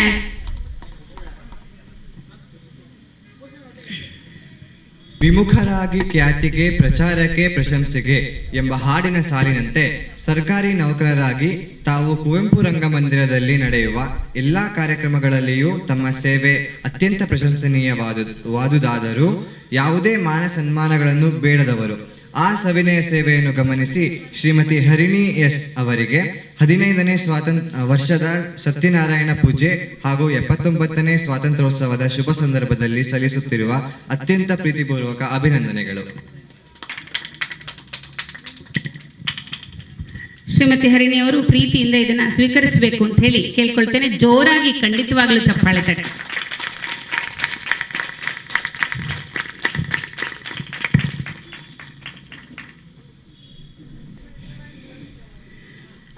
ಸೈನ್ಯದಲ್ಲಿ ಸೇವೆಯನ್ನ ಸಲ್ಲಿಸಿರುತ್ತಾರೆ. ಇವರು 28 ಜನವರಿ 2004 ಅವರು ಸೈನ್ಯದಲ್ಲಿ ಸೇವೆಗಾಗಿ ಅವರು ಸೇವೆ ಸಲ್ಲಿಸೋದಕ್ಕೆ ಆರಂಭ ಮಾಡಿ 2024-30 ಏಪ್ರಿಲ್ನಲ್ಲಿ ನಿವೃತ್ತಿಯನ್ನ ಹೊಂದಿರುತ್ತಾರೆ. ಇವರು ಜಮ್ಮು ಕಾಶ್ಮೀರ್ನಲ್ಲಿ 6 ವರ್ಷಗಳ ಕಾಲ ಸೇವೆ ಸಲ್ಲಿಸಿದ್ದಾರೆ, ಪಂಜಾಬ್ನಲ್ಲಿ 3 ವರ್ಷಗಳ ಕಾಲ ಸೇವೆ ಸಲ್ಲಿಸಿದ್ದಾರೆ, ದೆಹಲಿಯಲ್ಲಿ ಕೂಡ 4 ವರ್ಷಗಳ ಕಾಲ ಸೇವೆ ಸಲ್ಲಿಸಿದ್ದಾರೆ. ಇವರು ಭಾರತ ಮಾತೆಯ ಸೇವೆಯನ್ನ ಮಾಡಲಿಕ್ಕೆ, ಮತ್ತೆ ನಾವೆಲ್ಲ ಇವತ್ತು ಇಷ್ಟು ಆರಾಮಾಗಿ ಕುತ್ಕೊಂಡಿದ್ದೀವಿ ಅಂತಂದ್ರೆ ಗಡಿ ಕಾಯುವ ಯೋಧರ ಕೆಲಸ ಸಾಕಷ್ಟು ಇದ್ದೇ ಇರುತ್ತೆ. ಹಾಗಾಗಿ ಆ ನಿಟ್ಟಿನಲ್ಲಿ ಕೆಲಸ ಮಾಡಿದಂತಹ ನಿವೃತ್ತ ಯೋಧರು ಶ್ರೀಯುತ ಗೋವಿಂದರಾಜು ಅವರು, ಅವರನ್ನ ಚಂದ್ರಶೇಖರ್ ಬಾಯರ್ ದಂಪತಿಗಳು ಸನ್ಮಾನಿಸಬೇಕು. ಶ್ರೀಯುತ ವೆಂಕಟರಮಣ ಬಾಯರ್ ಅವರು ಶ್ರೀಯುತ ಗೋವಿಂದರಾಜು ಅವರನ್ನ ಸನ್ಮಾನಿಸಬೇಕು ಅಂತ ಹೇಳಿ ಕೇಳ್ಕೊಳ್ತೀನಿ. ಕುಮಾರಿ ದೀಪ್ತಿ ಅವರ ಅಭಿನಂದನಾ ಪತ್ರವನ್ನ ವಾಚಿಸಬೇಕು.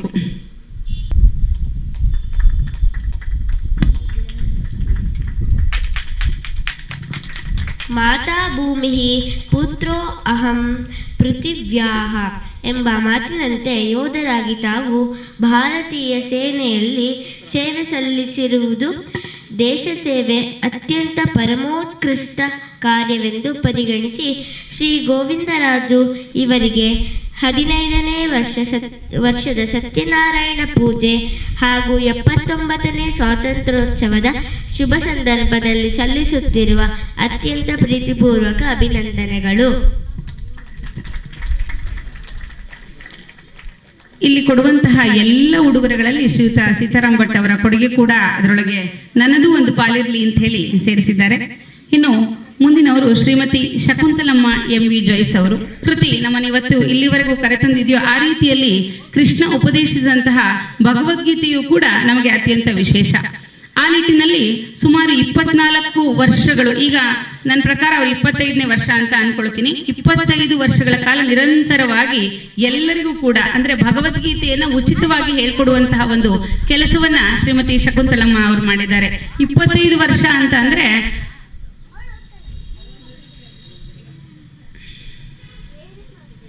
ಹೇಳ್ಕೊಡುವಂತ ಕೆಲಸವನ್ನ ಮಾಡುತ್ತಿದ್ದಾರೆ. ತುಂಬಾ ವಿಶೇಷ ಏನಪ್ಪಾ ಅಂದ್ರೆ 25 ವರ್ಷಕ್ಕೂ ಹಿಂದಿಂದ ತಮ್ಮ ಮಕ್ಕಳಿಗೆ ಅವರು ಈ ಕೆಲಸವನ್ನ ಕೂಡ ಮಾಡಿದ್ರು.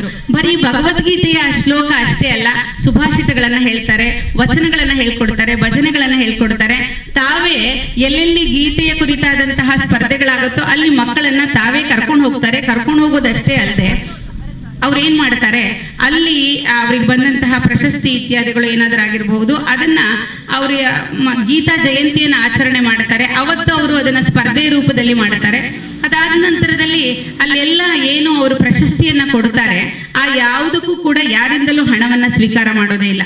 ತಾವೇ ವಿಶೇಷವಾಗಿ ಅವರಿಗೆ ಯಾವುದಾದ್ರೂ ಒಂದು ರೀತಿಯ ಉಡುಗೊರೆಯನ್ನು ತಯಾರು ಮಾಡಿ ಮಕ್ಕಳಿಗೆ ಕೊಡುವಂತಹ ಒಂದು ಪರಿಪಾಠವನ್ನು ಅವರು ಬೆಳೆಸ್ಕೊಂಡು ಬಂದಿದ್ದಾರೆ.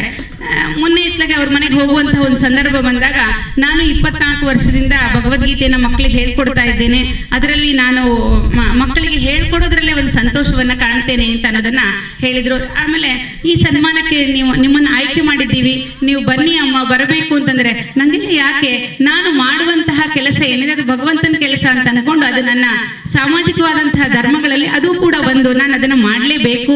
ಆ ಕಾರಣಕ್ಕಾಗಿ ನನ್ನ ಬಿಡುವಿನ ಸಮಯವನ್ನ ನಾನು ಈ ಕಾರಣಕ್ಕಾಗಿ ನಾನು ವಿನಿಯೋಗಿಸ್ತೀನಿ ಅಂತ ಹೇಳಿ ಅಲ್ಲಿರುವಂತಹ ಮಕ್ಕಳನ್ನ ಕರೆತಂದು ಆ ಮಕ್ಕಳಿಗೆ ಉಚಿತವಾದಂತಹ ಗೀತೆಯ ಒಂದು ಅದನ್ನ ಹೇಳ್ಕೊಡುವಂತಹ ಒಂದು ಕೆಲಸವನ್ನ ಮಾಡ್ತಿದ್ದಾರೆ. ಅವರಿಗೆ ಇವತ್ತು ನಾವು ಸನ್ಮಾನವನ್ನ ಮಾಡಬೇಕು ಅಂತ ಆಯ್ಕೆ ಮಾಡಿದ್ದೀವಿ. ಪ್ರೀತಿಯಿಂದ ಬಂದಿದ್ದಾರೆ ಶ್ರೀಮತಿ ಜ್ಯೋತಿ ಅವರು. ಅವರಿಗೆ ಕೊಡ್ತೇನೆ.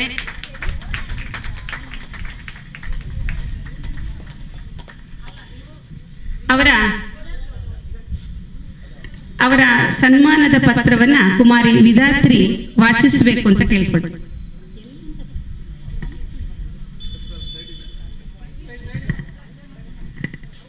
ಪ್ರಜ್ವಾಲಿತೋ ಜ್ಞಾನಮಯ ಪ್ರದೀಪಃ ಎಂಬ ಗೀತೆಯ ಮಾತಿನಂತೆ ಗೀತಾ ಜ್ಞಾನಾಮೃತ ಕೃತಿ ನಮ್ಮ ಪರಂಪರೆಯನ್ನು ಮುಂದಿನ ಪೀಳಿಗೆಗೆ ದಾಟಿಸುವಲ್ಲಿ ಕ್ರಿಯಾಶೀಲರಾದ ಶ್ರೀಮತಿ ಶಕುಂತಲಮ್ಮ MV ಜೋಯ್ಸ್ ಇವರಿಗೆ 15ನೇ ವರ್ಷದ ಸತ್ಯನಾರಾಯಣ ಪೂಜೆ ಹಾಗೂ 79ನೇ ಸ್ವಾತಂತ್ರ್ಯೋತ್ಸವದ ಶುಭ ಸಂದರ್ಭದಲ್ಲಿ ಸಲ್ಲಿಸುತ್ತಿರುವ ಅತ್ಯಂತ ಪ್ರೀತಿಪೂರ್ವಕ ಅಭಿನಂದನೆಗಳು.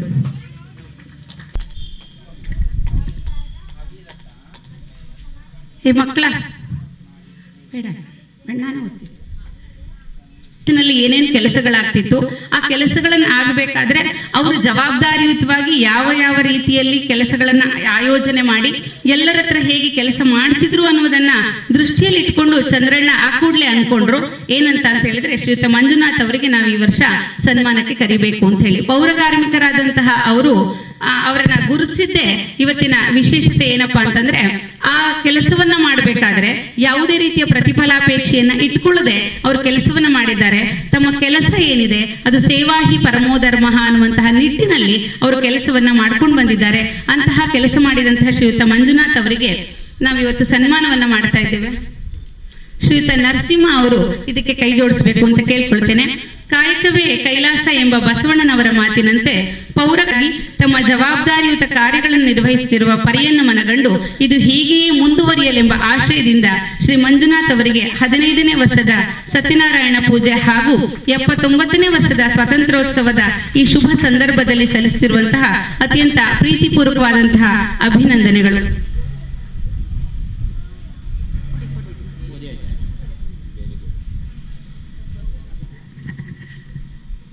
ಇಲ್ಲಿ ಸನ್ಮಾನ ಮಾಡಲಿಕ್ಕೆ ಉಡುಗೊರೆ ಕೊಡೋದ್ರಲ್ಲಿ ಅವ್ರನ್ನ ಹೆಸರೇ ಹೇಳ್ತಾ ಇಲ್ಲ, ಯಾಕಂದರೆ ಅವ್ರ ಯಜಮಾನ್ರು ಅನ್ಕೊಂಡು ಹೇಳ್ತಾ ಇಲ್ಲ.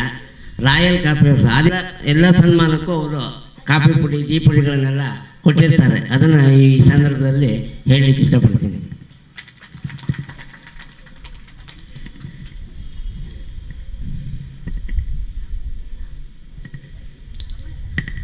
ಖಂಡಿತವಾಗಲೂ ಚಿರಪರಿಚಿತರು ಶ್ರೀಯುತ ಪೃಥ್ವಿಗೌಡ ಅವರು. ಪೃಥ್ವಿಗೌಡ ನಮ್ಮ ಶಿವಮೊಗ್ಗದ ಅಂದ್ರೆ ಗೀತೆಗಳನ್ನ ಅಧ್ಯಯನ ಮಾಡೋರಿಗಾಗಿ ಒಂದು ಸ್ಕೂಲನ್ನ ತೆರೆದು ಎಲ್ರಿಗೂ ಶಿಕ್ಷಣವನ್ನ ಕೊಡುವಂತಹ ಒಂದು ಕೆಲಸವನ್ನ ಮಾಡ್ತಾ ಇದ್ದಾರೆ. ತುಂಬಾ ವಿಶೇಷ, ಬರೀ ಅವ್ರು ಹಾಡು ಹೇಳೋದಷ್ಟೇ ಅಭಿನಂದನೆಯನ್ನ ಸಲ್ಲಿಸಬೇಕು ಅಂತ ಹೇಳಿ ಈ ಕಾರ್ಯಕ್ರಮಕ್ಕೆ ನಾವು ಅವರಿಗೆ ಅತ್ಯಂತ ಪ್ರೀತಿಯಿಂದ ಶ್ರೀತಿ ಗಣಪತಿ ಬಾಯರ್ ಅವರು ಅವ್ರನ್ನ ಸನ್ಮಾನಿಸಬೇಕು ಅಂತ ಹೇಳಿ ಕೇಳ್ಕೊಳ್ತೇನೆ.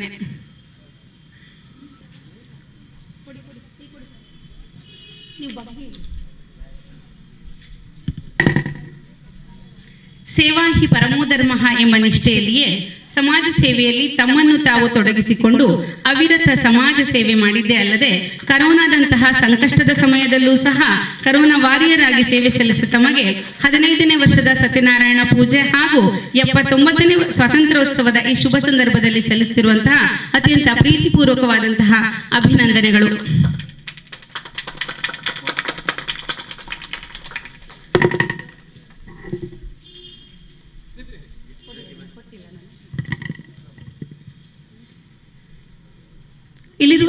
ಎಲ್ಲ ಉಡುಗೊರೆಗಳು ಕೂಡ ಅದು ಸ್ವದೇಶಿ ವಸ್ತುಗಳು ಅಂತ ಹೇಳಿ ಆಂದೋಲನವನ್ನು ಆರಂಭ ಮಾಡಿದ್ರು.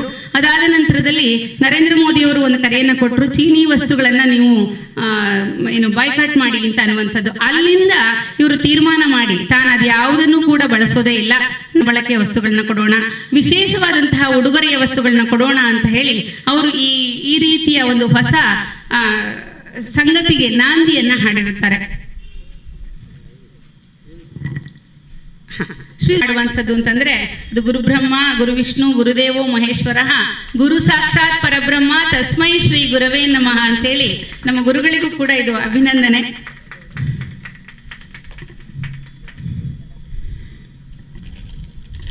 ಇವತ್ತಿನ ಮಾತಿನಲ್ಲಿ ನಾವು ಕಗ್ಗದ ಸವಿರುಚಿಯನ್ನ ಅಷ್ಟಾಗಿ ಕೇಳಲಿಲ್ಲ ಸರ್.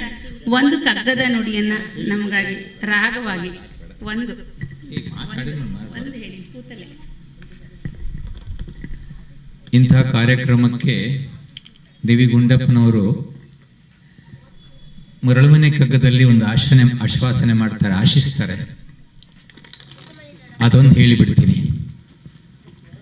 ನಿತ್ಯ ಮಂಗಳವಿರಲಿ, ನಿತ್ಯ ಸಂತಸವಿರಲಿ, ನಿತ್ಯ ವ್ಯದೆ ಇರಲಿ, ತಾಳಲಿಕೆ ತಳ್ಳಲಿಕೆ, ಸತ್ಯ ನಿನಗಂತರಾತ್ಮ ಜ್ಯೋತಿ ಬೆಳಗಿರಲಿ, ಸತ್ಯ ಜಯ ಧರ್ಮ ಜಯ ಮರುಳ ಮುನಿಯ, ಜಯವೆನ್ನು ಜೀವಕ್ಕೆ, ಜಯ ಜೀವ ಮೂಲಕ್ಕೆ, ಜಯ ಜೀವಲೋಕಕ್ಕೆ, ಜಯ ಜೀವಿತಕ್ಕೆ, ಜಯ ನಿರಂತರ ಜೀವ ನಾಟಕ ವಿಧಾತಂಗೆ, ಜಯ ನಿರ್ಮಮಾತ್ಮಂಗೆ ಮರುಳ ಮುನಿಯ, ಶರಣುವಗು ಜೀವನ ರಹಸ್ಯದಲ್ಲಿ ಸತ್ವದಲ್ಲಿ, ಶರಣು ಜೀವನವ ಸುಮಬೆಣಿಪ ಯತ್ನದಲ್ಲಿ, ಶರಣಂತರಾತ್ಮ ಗಂಭೀರ ಪ್ರಶಾಂತಿಯಲಿ, ಶರಣು ವಿಶ್ವಾತ್ಮದಲ್ಲಿ ಮಂಕುತಿಮ್ಮ, ಶರಣು ವಿಶ್ವಾತ್ಮದಲ್ಲಿ ಮಂಕುತಿಮ್ಮ.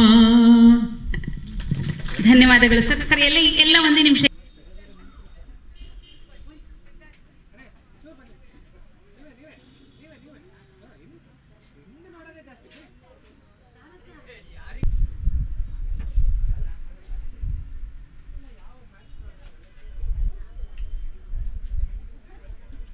ಶ್ರೀಮತಿ ಶಕುಂತಲಮ್ಮ ಎಂ.ವಿ. ಜೋಯ್ಸ್ ಅವರ ಮೊಮ್ಮಗನಾದಂತಹ ಆತ್ರೇಯ ಭಗವದ್ಗೀತೆಯ ಒಂದು ಧ್ಯಾನ ಶ್ಲೋಕವನ್ನು ಹೇಳಬೇಕು ಅಂತ ಹೇಳಿ ಕೇಳ್ಕೊಳ್ತೇನೆ.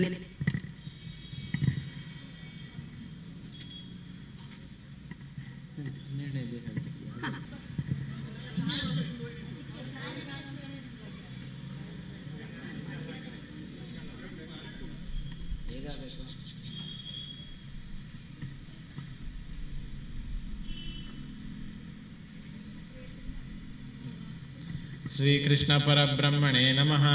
अथ द्वादशोऽध्यायः भक्तियोगः। युक्ता उपासते श्रद्धया परयोपेताः ते मे युक्ततमामताः। श्रीभगवानुवाच ये त्वक्षरमनिर्देश्यम् अव्यक्तं पर्युपासते सर्वत्र गमचिन्त्यं च कूटस्थमचलं ध्रुवं सन्नियम्येन्द्रियग्रामं सर्वत्र समबुद्धयः ते प्राप्नुवन्ति मामेव सर्वभूतहिते रताः। क्लेशोऽधिकतरस्तेषाम्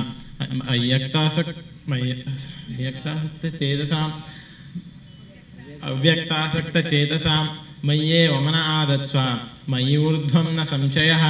अत चित्तं समादातुं न शक्नोषि मयि स्थिरम् अभ्यासयोगेन ततो मामिच्छाप्तुं धनञ्जयः। अभ्यासेऽप्यसमर्थोऽसि मत्कर्म परमो भव मदर्थमपि कर्माणि कुर्वं सिद्धिमवाप्स्यसि। अतैतदप्यशक्तोऽसि कर्तुमद्योगमाश्रितः सर्वकर्मफलत्यागः ततः कुर्यात्मवान्। श्रेयो हि ज्ञानमभ्यासात् ज्ञानाद् विशिष्यते ध्यानात् कर्मफलत्यागः त्यागाच्चान्तिरनन्तरम्। अद्वेष्टा सर्वभूतानां मैत्रः करुण एव च निर्ममो निरहङ्कारः समदुःखः सुभक्षमी सन्तुष्टः सततं योगी यतात्मा दृढनिश्चयः। मय्यर्पितमनो बुद्धिः यो मद्भक्तः स मे प्रियः। यस्मान्नो द्विजते लोको लोकान्नो द्विजते च यः। हर्षामर्षभयोद्वेगैः मुक्तो यस्य च मे प्रियः। अनपेक्षशुचिर्दक्षः उदासीनो गतव्यतः सर्वारम्भपरित्यागी यो मद्भक्तः स मे प्रियः यस्मान्नो द्विजते लोको लोकान्नो द्विजते च यः यो न हृष्यति न द्वेष्टि न शोषति न काङ्क्षति शुभाशुभपरित्यागी भक्तिमान्यः स मे प्रियः समशत्रौ च मित्रे च तथा मानापमानयोः शीतोष्णसुखदुःखेषु समस्सङ्गविवर्जितः तुल्यनिन्दास्तुतिर्मौनी सन्तुष्टो येन केनचित् अनिकेतस्थिरमतिः भक्तिमान् मे प्रियो नरः ये तु धर्म्यामृतमिदं यथोक्तं पर्युपासते श्रद्धदानामत्परमा भक्तास्तेतीव मे प्रियः ओम तत्सदिति श्रीमद्भगवद्गीतासु उपनिषत्सु ब्रह्मविद्यायां योगशास्त्रे श्रीकृष्णार्जुनसंवादे भक्तियोगो नाम द्वादशोऽध्यायः श्रीकृष्णार्पणमस्तु ಧನ್ಯವಾದಗಳು. ಜಗದ್ಗುರುಗಳ ಬಳಿ ತಮ್ಮ ಭಗವದ್ಗೀತೆಯನ್ನು ಒಪ್ಪಿಸಿ ಅವರಿಂದ 25,000 ತಯಾರಿ ಮಾಡೋದು ಅಂತಂದ್ರೆ ಅದು ಸಾಧಾರಣದ ಕೆಲಸವಲ್ಲ, ಅಸಾಧಾರಣವಾದ ಕೆಲಸ. ಹಾಗಾಗಿ ಅಂತಹ ಅದ್ಭುತವಾದಂತಹ ಕಾರ್ಯವನ್ನ ನೆರವೇರಿಸಿದಂತಹ ಶಕುಂತಲಮ್ಮ ಅವರಿಗೆ ಧನ್ಯವಾದಗಳು. ಇನ್ನು ಶ್ರೀಯುತ ಗೋವಿಂದರಾಜ್ ಅವರು ಹೇಳಿ ಕೇಳ್ಕೊಳ್ತೀನಿ.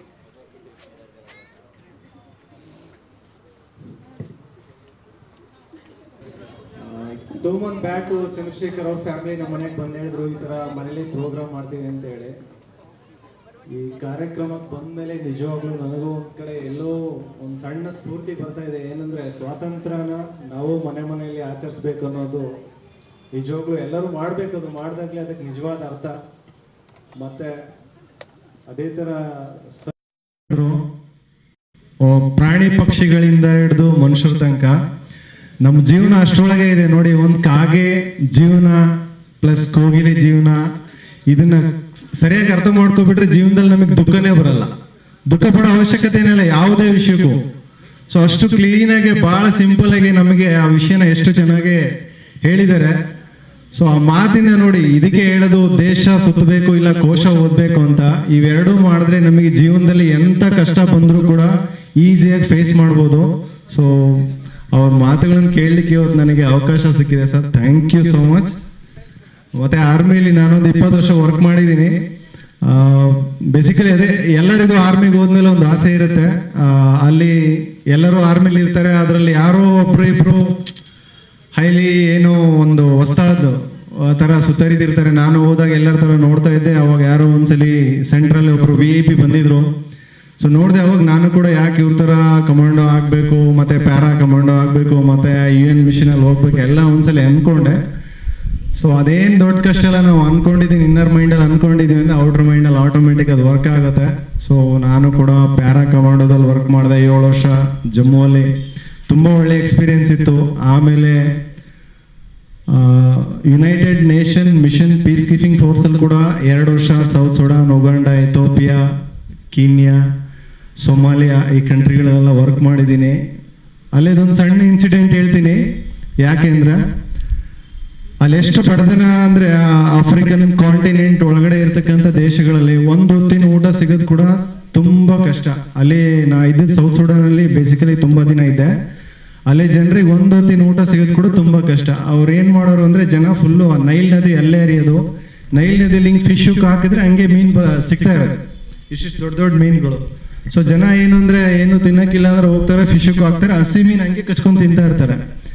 ಅಲ್ಲಿ ಎಲ್ಲ ಕಾಮನ್ ಪೀಪಲ್ ಎಲ್ಲರ ಹತ್ರ AK-47 ಇರುತ್ತೆ. ಹಿಂಗೆ ಸುಮ್ಮನೆ ಹಿಂಗೆ ಸುತ್ತರಿರಲ್ಲ, AK-47 ಶೋಲ್ಡ್ರಲ್ಲಿ ಇಟ್ಕೊಂಡು ಸುತ್ತರಿತಾ ಇರ್ತಾರೆ. ಆ ಥರ ಅಲ್ಲಿ ಜನ ಈಗ ನಿನ್ನ ಹತ್ರ ಇದೆ ಅಂದ್ರೆ ನಿನಗೆ ಶೂಟ್ ಮಾಡ್ತಾರೆ, ನಿನ್ನ ಹತ್ರ ದೋಚ್ಕೊಂಡು ಹೋಗ್ತಾರೆ. ಮತ್ತೆ ಅವನ ಹತ್ರ ಜಾಸ್ತಿ ಇದೆ ಅಂದ್ರೆ ಅವನಿಗೆ ಇನ್ನೊಂದು 10 ಜನ ಜೊತೆಗೆ ಹೋಗ್ತಾರೆ, ಅವ್ನು ಶೂಟ್ ಮಾಡ್ತಾರೆ, ಅವ್ನು ದೋಚ್ಕೊಂಡು ಹೋಗ್ತಾರೆ. ಸೊ ಇದೇ ಥರ ಕಂಟ್ರಿಯಲ್ಲಿ ಹೋಗ್ತಾ ಇದೆ. ನಾವು ಕೂಡ ಅಲ್ಲಿದ್ದೀವಿ. ಅಲ್ಲಿದ್ದಾಗ ಒಂದು ಸಣ್ಣ ಇನ್ಸಿಡೆಂಟು. ಒಂದು 1 ಇಯರ್ ಚೆನ್ನಾಗೆ ಯುನೈಟೆಡ್ ನೇಷನ್ನಲ್ಲಿ ಒಳ್ಳೆ ಫೆಸಿಲಿಟಿ ಇರುತ್ತೆ, ತುಂಬ ಹೈಟೆಕ್ ಫೆಸಿಲಿಟಿ. ವಿಶ್ವಸಂಸ್ಥೆ ಅಂದರೆ ಎಲ್ಲರಿಗೂ ನಾನು ಸರ್ವೇರಾಗಲ್ಲಿ ವರ್ಕ್ ಮಾಡೋಕ್ಕೆ ಹೋಗಿದ್ದೆ. 1 ವರ್ಷ ಆದಮೇಲೆ ಏನಾಯಿತು, ಸೌತ್ ಸುಡಾನ್ ಒಳಗಡೆ ಎಥನಿಕ್ ವಾರ್ ಸ್ಟಾರ್ಟ್ ಆಯಿತು. ಆ ವಾರ್ ಯಾವ ಲೆವೆಲಿಗೆ ಆಗೋಯ್ತು ಅಂದರೆ ಆ ದೇಶದಲ್ಲಿ ಅರ್ಧ ಕ್ರಿಶ್ಚಿಯನ್ನು ಅರ್ಧ ಮುಸ್ಲಿಂ ಇದ್ರು. 2 ಪಂಥಗಳು ಬೇರೆ ಬೇರೆ ಆಗ್ಬಿಟ್ಟು ಇವ್ರು ಒಂದು ಕಡೆಯಿಂದ ಹೊಡ್ಕೊಬರೋದು. ನಾನು ಇದ್ದಿದ್ದು ಅಪ್ಪರ್ ನೈಲ್ ಸ್ಟೇಟಲ್ಲಿ ಮಲಾಕಲ್ ಕ್ಯಾಪಿಟಲ್ ಸಿಟಿಲಿದ್ದೆ. ಟೋಟಲ್ ಸಿಟಿನ ಬಂದ್ಬಿಟ್ಟು ಫೈರಿಂಗ್ ಮಾಡಿಬಿಟ್ಟು ಬೆಂಕಿ ಹಚ್ಚಿ ಎಲ್ಲ ನೆಲಸಮ ಮಾಡಿದ್ರು. ಜಸ್ಟ್ ರೋಡಲ್ಲಿ ಹೋಗ್ಬೇಕಾದ್ರೆ ಇಲ್ಲಿ ಹೆಂಗೆ ಗಿಡ ಮರಗಳು ಬೆಳ್ಕೊಂಡಿದ್ದಾವೆ ಆ ಥರ ಡೆಡ್ ಬಾಡಿಗಳು ಲೈನಾಗಿ ಬಿದ್ದಿರೋವಲ್ಲಿ. ಸಿಟಿ ಒಳಗಡೆ ನೋಡಿದ್ರೆ ಮನೆಗೆ ಬೆಂಕಿ, ಮನೆ ಒಳಗಡೆ ಎಲ್ಲ ಹೆಣಗಳು ಹಂಗೆ. ಸೊ ಅಂಥ ಸಿಚುವೇಶನ್, ಅಂಥ ಬಡತನ ಅಲ್ಲಿ. ನಾವು 4 ತಿಂಗಳು ಎಷ್ಟು ಸ್ಟ್ರಗಲ್ ಮಾಡಿದ್ವಿ ಅಂದರೆ ಅಲ್ಲೆಲ್ಲ ಏರ್ಪೋರ್ಟ್ ಎಲ್ಲ ಸೀಸ್ ಮಾಡ್ಕೊಬಿಟ್ರು. ಅಲ್ಲಿ ಯಾವುದೇ ಏರ್ಪೋರ್ಟು ವರ್ಕ್ ಆಗ್ತಾ ಇಲ್ಲ. ಕಾರ್ಗೋಗಳು ಬರಬೇಕು, ಬಂದ್ರೆ ನಮಗೆ ಊಟ. ಸೊ 4 ತಿಂಗಳು ನಾವು ಕೂಡ ಅನ್ನನೇ ನೋಡಿರಲಿಲ್ಲ. ಅದು ಒಂದು ಕಡೆ ಅನುಭವ. ಆಮೇಲೆ ಒಂದಿನ ನಾವು ಜನರೇಟರ್ಗೆ, ಯಾಕೆ ನೀರು ಕುಡಿಲೇಬೇಕು, ಸೊ ಜನರೇಟರ್, ಯಾಕಂದ್ರೆ ಆ ಗೊಬ್ಬರ ನೀರು ಕುಡಿಯೋಕ್ಕಾಗಲ್ಲ, ಜನರೇಟರ್ RO ರನ್ ಆಗಬೇಕಂದ್ರೆ ಡೀಸೆಲ್ ಬೇಕು ಅಂತ ಡೀಸೆಲ್ ತರಕ್ಕೆ ಏರ್ಪೋರ್ಟಿಗೆ ಹೋಗಿದ್ದೀವಿ. ಅಲ್ಲಿ ಸ್ಟೋರೇಜ್ ಇದ್ರ ಹತ್ರ ತೊಗೊಂಡು ಇನ್ನೇನು ಬರ್ತಾ ಇದ್ದೀವಿ. ಬರಬೇಕಾದ್ರೆ ಈ ರೆಬಲ್ ಟೀಮು ಕಮ್ಸೆ ಕಮ್ ಒಂದು 500ರಿಂದ 600 ಜನ ಇರ್ಬೋದು. ಅವರೆಲ್ಲ ಸುತ್ತರ್ಕೊಬಿಟ್ರು. ನಾವು ಈ ಕಡೆ ಗಾಡಿ ಹೋಗಿದ್ದು ನೋಡಿದ್ರು, ಆ ಕಡೆಯಿಂದ ಬರ್ಬೇಕಾರೆ ಎಲ್ಲ ಸುತ್ತರ್ಕೊಬಿಟ್ರು. ಬೈಲಕ್ ನಮಗೆ ಅವತ್ತು ಟೈಮ್ ತುಂಬ ಚೆನ್ನಾಗಿತ್ತು. ನಾವು ಹೋಗ್ತಾ ಎಲ್ಲೇ ಹೊರಗೆ ಹೋದ್ರು ಒಂದು 50 ಪೌಂಡು ಪಾಕೆಟಲ್ಲಿ ಇಟ್ಕೊಂತಿದ್ವಿ, ಒಂದು ಕೀಪ್ಯಾಡ್ ಫೋನ್ ಇಟ್ಕೊಂತಿದ್ವಿ. ಹೋಗ್ಬೇಕಾದ್ರೆ 4 ಕೀಪ್ಯಾಡ್ ಎಲ್ಲ ಕೊಟ್ಟಿದ್ದೆ. ಯಾಕಂದ್ರೆ ಈ ಥರ ರೆಬಲ್ ಟೈಮ್ ಬಂದು ಏನೇ ಕೇಳಿದ್ರು ಜೀವ ಉಳಿಸ್ಕೋಬೇಕಂದ್ರೆ ಕೊಡಲೇಬೇಕು. ಸೊ ಅಲ್ಲಿ ಇನ್ನೇನು ಬರೋಕ್ಕೂ ಒಂದು 500 ಜನ ಎಲ್ಲ ಸುತ್ತರ್ಕೊಬಿಟ್ರು ಆ ಜಂಕ್ಷನಲ್ಲಿ. ಆ ಕಡೆಯಿಂದ ಬಂದರು. ಅದರಲ್ಲಿ ಯಾರೋ ಒಬ್ಬ ಒಳ್ಳೆ ಕಮಾಂಡರ್ ಇದ್ದ, ಒಬ್ಬ ಸೀನಿಯರ್, ಅವರು ಕೂಡ ಬಂದು ಕೇಳ್ದ. ಒಂದು ವಿಶೇಷ ಏನಂದರೆ, ಎಂಟೈರ್ ವರ್ಲ್ಡಿಗೆ ನಮ್ಮ Indian army pattern, dress pattern ಇದೆಯಲ್ಲ, ಅದು ತುಂಬ ಲೈಕ್ ಮಾಡ್ತಾರೆ.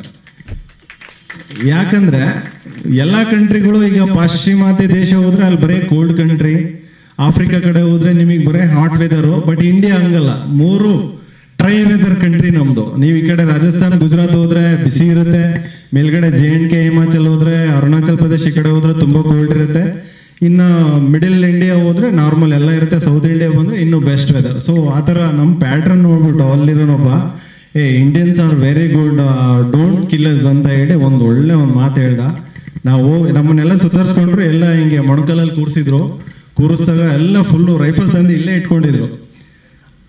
ನಾವು 5 ಜನ ಇದ್ವಿ. 5 ಜನದಲ್ಲಿ ನಮ್ಮ ಸೀನಿಯರ್ ಒಬ್ರು ಇದ್ರು. ಹೇಳಿದ್ರು, we are from Indians, our family waiting in India, please don't kill us, whatever you want take it, but don't kill us ಅಂತ ಹೇಳಿ ನಾವೆಲ್ಲ ರಿಕ್ವೆಸ್ಟ್ ಮಾಡ್ಕೊಂಡಿವಿ.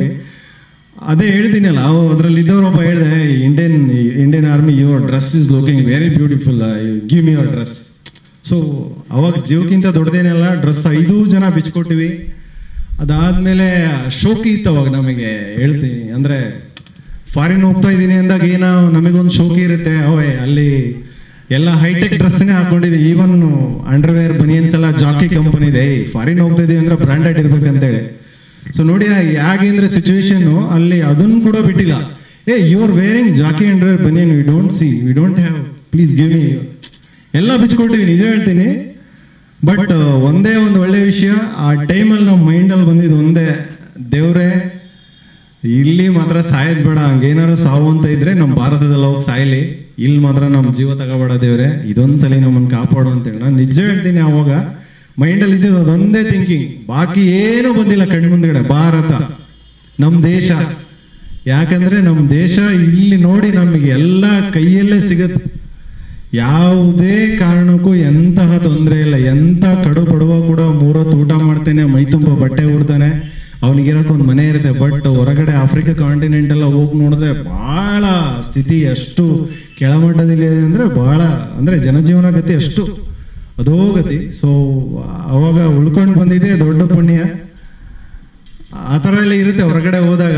ಸೊ ಅದೆಲ್ಲ ಏನು ದೊಡ್ಡ ಇದೆಲ್ಲ, ಹೋದ್ಮೇಲೆ ಫೇಸ್ ಮಾಡಲೇಬೇಕು.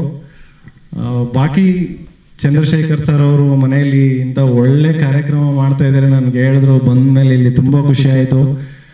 ಇಂತಹ ಅನೇಕ ಕಾರ್ಯಕ್ರಮಗಳನ್ನು ಇನ್ನೂ ಸಾಕಷ್ಟು ವರ್ಷಗಳನ್ನು ಮಾಡ್ಕೊಂಡು ಹೋಗ್ಲಿಕ್ಕೆ ದೇವರು ಅವರಿಗೆ ಒಳ್ಳೆ ಆರೋಗ್ಯ, ಆಯುಷ್, ಶಕ್ತಿನ ಕೊಡಬೇಕು ಅಂತ ದೇವರಲ್ಲಿ ಪ್ರಾರ್ಥಿಸ್ತೀನಿ.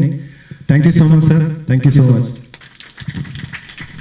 ಧನ್ಯವಾದ. ಮಾತಾಡೋದಲ್ಲ, ನಮ್ಮ ಕೃತಿ ಮಾತಾಡಬೇಕು ಅಂತ ನಾವೇನು ಹೇಳ್ತೀವಿ ಆ ರೀತಿಯಲ್ಲಿ ಶ್ರೀಮತಿ ಶಕುಂತಳಮ್ಮನವರು ತಯಾರಿ ಮಾಡಿದಂತಹ ಒಬ್ಬ ವಿದ್ಯಾರ್ಥಿನಿ ಕುಮಾರಿ ಪರ್ವಾಣಿ, ಅವಳು ಸುಭಾಷಿತಗಳನ್ನು ಹೇಳ್ತಾಳೆ. ಯಾಕೆಂದರೆ ಅಮ್ಮ ನೀವು ಮಾತಾಡ್ತೀರಾ ಅಂತಂದರೆ, ಇಲ್ಲ ನನ್ನ ಮಕ್ಕಳೆಲ್ಲ ಬಂದಿದ್ದಾರೆ, ಅವರು ಒಂದು ಸುಭಾಷಿತ, ಒಂದು ಭಗವದ್ಗೀತೆಯನ್ನು ಹೇಳ್ತಾರೆ ಅಂತ ಅನ್ನೋದನ್ನು ಹೇಳಿದರು. ಹಾಗಾಗಿ ಕುಮಾರಿ ಪರ್ವಾಣಿ ಈಗ ಸುಭಾಷಿತವನ್ನು ಹೇಳಬೇಕು ಅಂತ ಹೇಳಿ ಕೇಳ್ಕೊಳ್ತೇನೆ.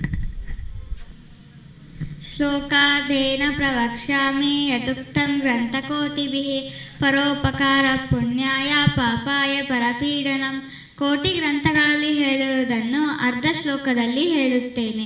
ಪರೋಪಕಾರದಿಂದ ಪುಣ್ಯವು, ಪರಹಿಂಸೆಯಿಂದ ಪಾಪವು ಪ್ರಾಪ್ತವಾಗುತ್ತದೆ. ಪರೋಪಕಾರಾಯ ಫಲಂತಿ ವೃಕ್ಷಾಃ, ಪರೋಪಕಾರಾಯ ವಹಂತಿ ನದ್ಯಃ, ಪರೋಪಕಾರಾಯ ದುಹಂತಿ ಗಾವಃ, ಪರೋಪಕಾರಾರ್ಥಮಿದಂ ಶರೀರಂ. ಪರರಿಗೆ ಉಪಕಾರ ಮಾಡುವುದಕ್ಕಾಗಿಯೇ ಮರಗಳು ಹಣ್ಣನ್ನು ಕೊಡುತ್ತವೆ, ನದಿಗಳು ಹರಿಯುತ್ತವೆ, ಹಸುಗಳು ಹಾಲನ್ನು ಕರೆಯುತ್ತವೆ. ಈ ಶರೀರವೇ ಇರುವುದು ಪರೋಪಕಾರಕ್ಕಾಗಿಯೇ. ಓಂ ಶ್ರೀ ಕೃಷ್ಣ ಪರಬ್ರಹ್ಮಣೇ ನಮಃ. ಅಥ ಧ್ಯಾನಂ. ಓಂ ಪಾರ್ಥಾಯ ಪ್ರತಿಬೋಧಿತಾಂ ಭಗವತಾ ನಾರಾಯಣೇನ ಸ್ವಯಂ ವ್ಯಾಸೇನ ಗ್ರಥಿತಾಂ ಪುರಾಣಮುನಿನಾ ಮಧ್ಯೆ ಮಹಾಭಾರತಂ ಅದ್ವೈತಾಮೃತವರ್ಷಿಣೀಂ ಭಗವತೀಂ ಅಷ್ಟಾದಶಾಧ್ಯಾಯಿನೀಂ ಅಂಬ ತ್ವಾಮನುಸಂದದಾಮಿ ಭಗವದ್ಗೀತೆ ಭವದ್ವೇಷ್ಟಿನಿ. ಧನ್ಯವಾದಗಳು. ಇಲ್ಲಿ ಶ್ರೀಯುತ ಸೀತಾರಾಮ್ ಭಟ್ ಅವರು ಒಂದು ಉಡುಗೊರೆಯನ್ನ ಕೊಟ್ಟಿದ್ದಾರೆ. ವಿಶೇಷವಾಗಿ ಮಕ್ಕಳಿಗೆ ಹೇಳ್ತಾ ಇದ್ದೀನಿ, ಅದು ಡಿಟರ್ಜೆಂಟ್ ಜ್ಯೂಸ್ ಕುಡಿಲಿಕ್ಕೆ ಕೊಟ್ಟಿರೋದು ಅಲ್ಲ ಮಕ್ಕಳೇ. ಹಾಗಾಗಿ ಇದೇನೋ ಕಲರ್ ಬಾಟ್ಲ್ ಇದೆ ಅಂತ ಹೇಳ್ಕೊಂಡು ಕಾರ್ಯಕ್ರಮದ ಬಗ್ಗೆ ತುಂಬಾ ಖುಷಿ ಆಗ್ತಾ ಇದೆ. ಯಾಕೆಂದ್ರೆ ನಾವು ಇದುವರೆಗೂ ನೋಡಿದ್ದು ಶಾಲಾ ಕಾಲೇಜುಗಳಲ್ಲಿ, ಸರ್ಕಾರಿ ಆಫೀಸ್ಗಳಲ್ಲಿ ಮಾತ್ರ ಈ ತರ ಕಾರ್ಯಕ್ರಮ ನಡೀತಾ ಇತ್ತು. ಇವತ್ತು ಇಲ್ಲಿ ಎಲ್ಲ ಈ ತರದ ಕಾರ್ಯಕ್ರಮ ಮನೇಲಿ ನಡೀತಾ ಇರೋದು. ಪ್ರತಿಯೊಬ್ಬರು ಕೂಡ ಇದರಿಂದ ಸ್ಫೂರ್ತಿ ಪಡಬೇಕು. ತುಂಬಾ ಭಾವಪೂರ್ವಕವಾಗಿ, ಭಕ್ತಿಪೂರ್ವಕವಾಗಿ ಕಾರ್ಯಕ್ರಮ ನಡೆಸ್ಕೊಡ್ತಕ್ಕಂಥ ಬಾಯರ್ ಫ್ಯಾಮಿಲಿಯವರಿಗೆ ತುಂಬ ಹೃದಯದ ಧನ್ಯವಾದಗಳು. ಭಗವಂತ ಆ ಶಕ್ತಿ ಇನ್ನೂ ಕೂಡ ಅವರಿಗೆ ದೊಡ್ಡದಾಗಿ ಕೊಡ್ಲಿ. ಎಲ್ಲರ ಮನೆಯಲ್ಲೂ ಕೂಡ ಈ ಒಂದು ಸಂತಸದ ಸಂಭ್ರಮದ ಕಾರ್ಯಕ್ರಮವನ್ನ ಎಲ್ಲರೂ ಆಚರಣೆ ಮಾಡೋದಕ್ಕೆ ಇದು ಪ್ರೇರೇಪಣೆ ಆಗಲಿ ಅಂತ ನಾನು ಕೇಳ್ಕೊಳ್ತಾ ಇದ್ದೀನಿ. ಆಮೇಲೆ ಇವತ್ತು ಕೊಟ್ಟಿರ್ತಕ್ಕಂಥ ಚಿಕ್ಕ ಹುಡುಗರೆ, ಅದು ನಾನು ನಿನ್ನೆ ದಿವಸ ನಾನು ಮಾರ್ಕೆಟಿಂಗ್ ಇರೋದ್ರಿಂದ ಹುಬ್ಳಿ ಧಾರವಾಡ ಆ ಕಡೆ ಏರಿಯಾದಲ್ಲಿದ್ದೆ. ನಮ್ಮ ಸ್ನೇಹಿತರು ಫೋನ್ ಮಾಡಿ ಹೇಳಿದರು, ದೇಶೀಯವಾಗಿ ತಯಾರಿಸ್ತಕ್ಕಂಥ ನಮ್ಮ ಕಂಪನಿದು ಕೂಡ ಒಂದು ಕಿರುಕಾಣಿಕೆಯನ್ನು ಕೊಡಬೇಕು ಅನ್ನೋ ಆಸೆ ಆಯಿತು ನನಗೆ ಇದರಲ್ಲಿ ಪಾಲ್ಗೊಳ್ಳುವುದಕ್ಕೆ. ನಾನು ಈ ದತ್ತಕೃಪಾ ಡಿಟರ್ಜೆಂಟ್ ಕಂಪನಿಯಲ್ಲಿ ಜನರಲ್ ಮ್ಯಾನೇಜರ್ ಆಗಿದ್ದೀನಿ. ಇವತ್ತು ನಿಮಗೆ ಕೊಟ್ಟಿರ್ತಕ್ಕಂಥ ಒಂದು ಲಿಕ್ವಿಡ್ ಏನಿದೆ, ಅದು ವಾಷಿಂಗ್ ಮಿಷಿನ್ ಅಲ್ಲಿ ಬೇಕಾದ್ರೂ ಯೂಸ್ ಮಾಡೋದು, ಫ್ರಂಟ್ ಲೋಡ್ ಟಾಪ್ ಲೋಡ್ ಯಾವುದಕ್ಕೆ ಬೇಕಾದ್ರೂ ಅದು ಯೂಸ್ ಆಗುತ್ತೆ. ತುಂಬಾ ಅದ್ಭುತವಾದ ಕ್ವಾಲಿಟಿ ಇದೆ ಇದರಲ್ಲಿ. ಆಮೇಲೆ ಇದು ಹೇಗೆ ಯೂಸ್ ಮಾಡೋದಂದ್ರೆ, ಒಂದು 8 ಬಟ್ಟೆಗಳಿಗೆ ಒಂದು 100 ml ಯೂಸ್ ಮಾಡಬೇಕಾಗುತ್ತೆ. ಆ ಥರ ಯೂಸ್ ಮಾಡೋದು ಪ್ರಯತ್ನ ಮಾಡಿ. ಚೆನ್ನಾಗಿದೆ ಇದರ ರಿಸಲ್ಟು. ನನಗೆ ಮಾರುಕಟ್ಟೆಯ ವಿಚಾರಕ್ಕಿಂತ ಹೆಚ್ಚಾಗಿ ಇವತ್ತಿನ ಕಾರ್ಯಕ್ರಮವನ್ನು ನನಗೆ ಬಹಳ ಸ್ಫೂರ್ತಿ ಕೊಟ್ಟಿದೆ. ಬಹಳ ಸಂತೋಷ. ಈ ಕಾರ್ಯಕ್ರಮ ನಿರಂತರವಾಗಿ ನಡೀಲಿ. ಇವತ್ತು ಈ ಸಮಾರಂಭದಲ್ಲಿ ಮಾತಾಡತಕ್ಕಂಥ ಪ್ರತಿಯೊಬ್ಬರ ಮಾತು ಕೂಡ ಅಷ್ಟೇ ಅರ್ಥಗರ್ಭಿತವಾಗಿತ್ತು. ಎಲ್ರಿಗೂ ನಮಸ್ಕಾರ. Thank you. ನೋಡಿ, ನಾನು ಏನಾದರೂ ಮಾಡಬೇಕು ಇದಕ್ಕೆ ಅಂತನ್ನುವಂತಹ ಒಂದು ಕೆಲಸವನ್ನ ಶ್ರೀಯುತ ಸೀತಾರಾಮ್ ಭಟ್ ಅವರು ಮಾಡಿದ್ದಾರೆ. ಅವರಿಗೆ ಪೂರ್ವಕವಾದಂತಹ ಧನ್ಯವಾದಗಳು. ಈಗ ಇವತ್ತಿನ ಸನ್ಮಾನಿತರಲ್ಲಿ ಓರ್ವರಾದಂತಹ ಶ್ರೀಯುತ ಪೃಥ್ವಿ ಗೌಡ ಅವರು ನಮ್ಮ ಮಧುರ ಕಂಠದ ಗಾಯಕ. ಒಂದು ಗಾಯನದ ಸವಿಯನ್ನು ಹರಿಸಿ ಒಂದೆರಡು ಮಾತನ್ನು ಮಾತಾಡಬೇಕು ಅಂತ ಹೇಳಿ ಕೇಳ್ಕೊಳ್ತೇನೆ. ಎಲ್ರಿಗೂ ನಮಸ್ಕಾರ. ತಮ್ಮೆಲ್ಲರಿಗೂ 79ನೆಯ ಸ್ವಾತಂತ್ರ್ಯ ದಿನಾಚರಣೆಯ ಹಾರ್ದಿಕ ಶುಭಾಶಯವನ್ನ ಕೋರ್ತಾ ಒಂದು ದೇಶಭಕ್ತಿ ಗೀತೆಯನ್ನ ತಮ್ಮೆಲ್ಲರಿಗೋಸ್ಕರ ಹಾಡ್ತಾ ಇದ್ದೀನಿ. ದೇಶವೆಂದು ಪ್ರೀತಿ ಇದ್ದರೆ ಪ್ರತಿ ಕ್ಷಣವೂ ಹೇಳು ನೀ, ನಾನು ಇರಲಿ ಇಲ್ಲದಿರಲಿ ನನ್ನ ಭಾರತ ಬೆಳಗುತ್ತಿರಲಿ, ನನ್ನ ನಂತರ ಈ ಪರಂಪರೆ ಹೀಗೆ ಮುಂದೆ ಸಾಗಲಿ, ನಾನು ಇರಲಿ ಇಲ್ಲದಿರಲಿ ನನ್ನ ಭಾರತ ಬೆಳಗುತ್ತಿರಲಿ, ನನ್ನ ನರ ನರ ತಂದೆಯಾಗಲಿ ವೀಣೆ ಶ್ರುತಿಯ ಮೀಟಲಿ,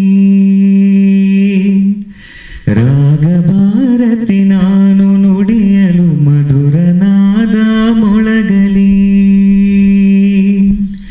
ದೇಶ ಪ್ರೇಮದ ಈ ಭಾವ ನಮ್ಮ ಕಣ್ಣಲ್ಲಿ ಬೆಳಗಲಿ, ನಾನು ಇರಲಿ ಇಲ್ಲದಿರಲಿ ನನ್ನ ಭಾರತ ಬೆಳಗುತ್ತಿರಲಿ,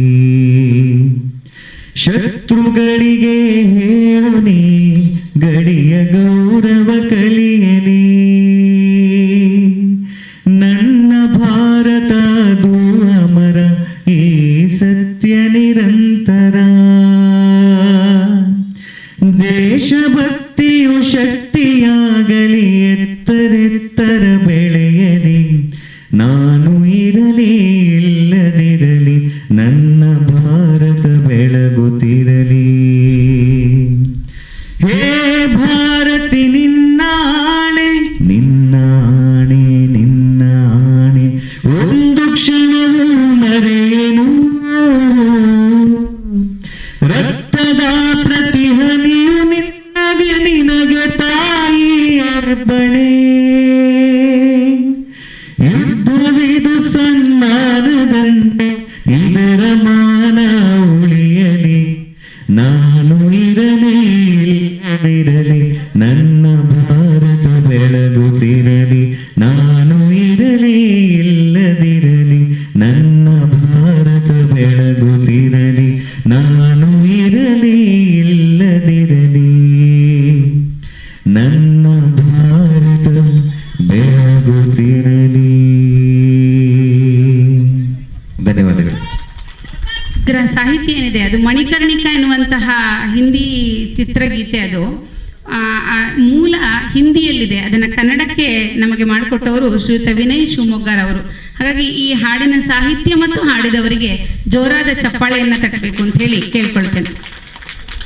ಯಾವತ್ತಿಗೂ ನಮಗನ್ಸುತ್ತೆ ನಾನು ಇರಲಿ ಇಲ್ಲದಿರಲಿ, ನನ್ನ ಭಾರತ ಬೆಳಗುತ್ತಿರಲಿ ಅಂಥೇಳಿ. ಅಂದರೆ ಭಾರತ ಅಂತಂದರೆ ನಮಗೆ ಅತ್ಯಂತ ಪೂಜನೀಯವಾಗಿರುವಂತಹದ್ದು.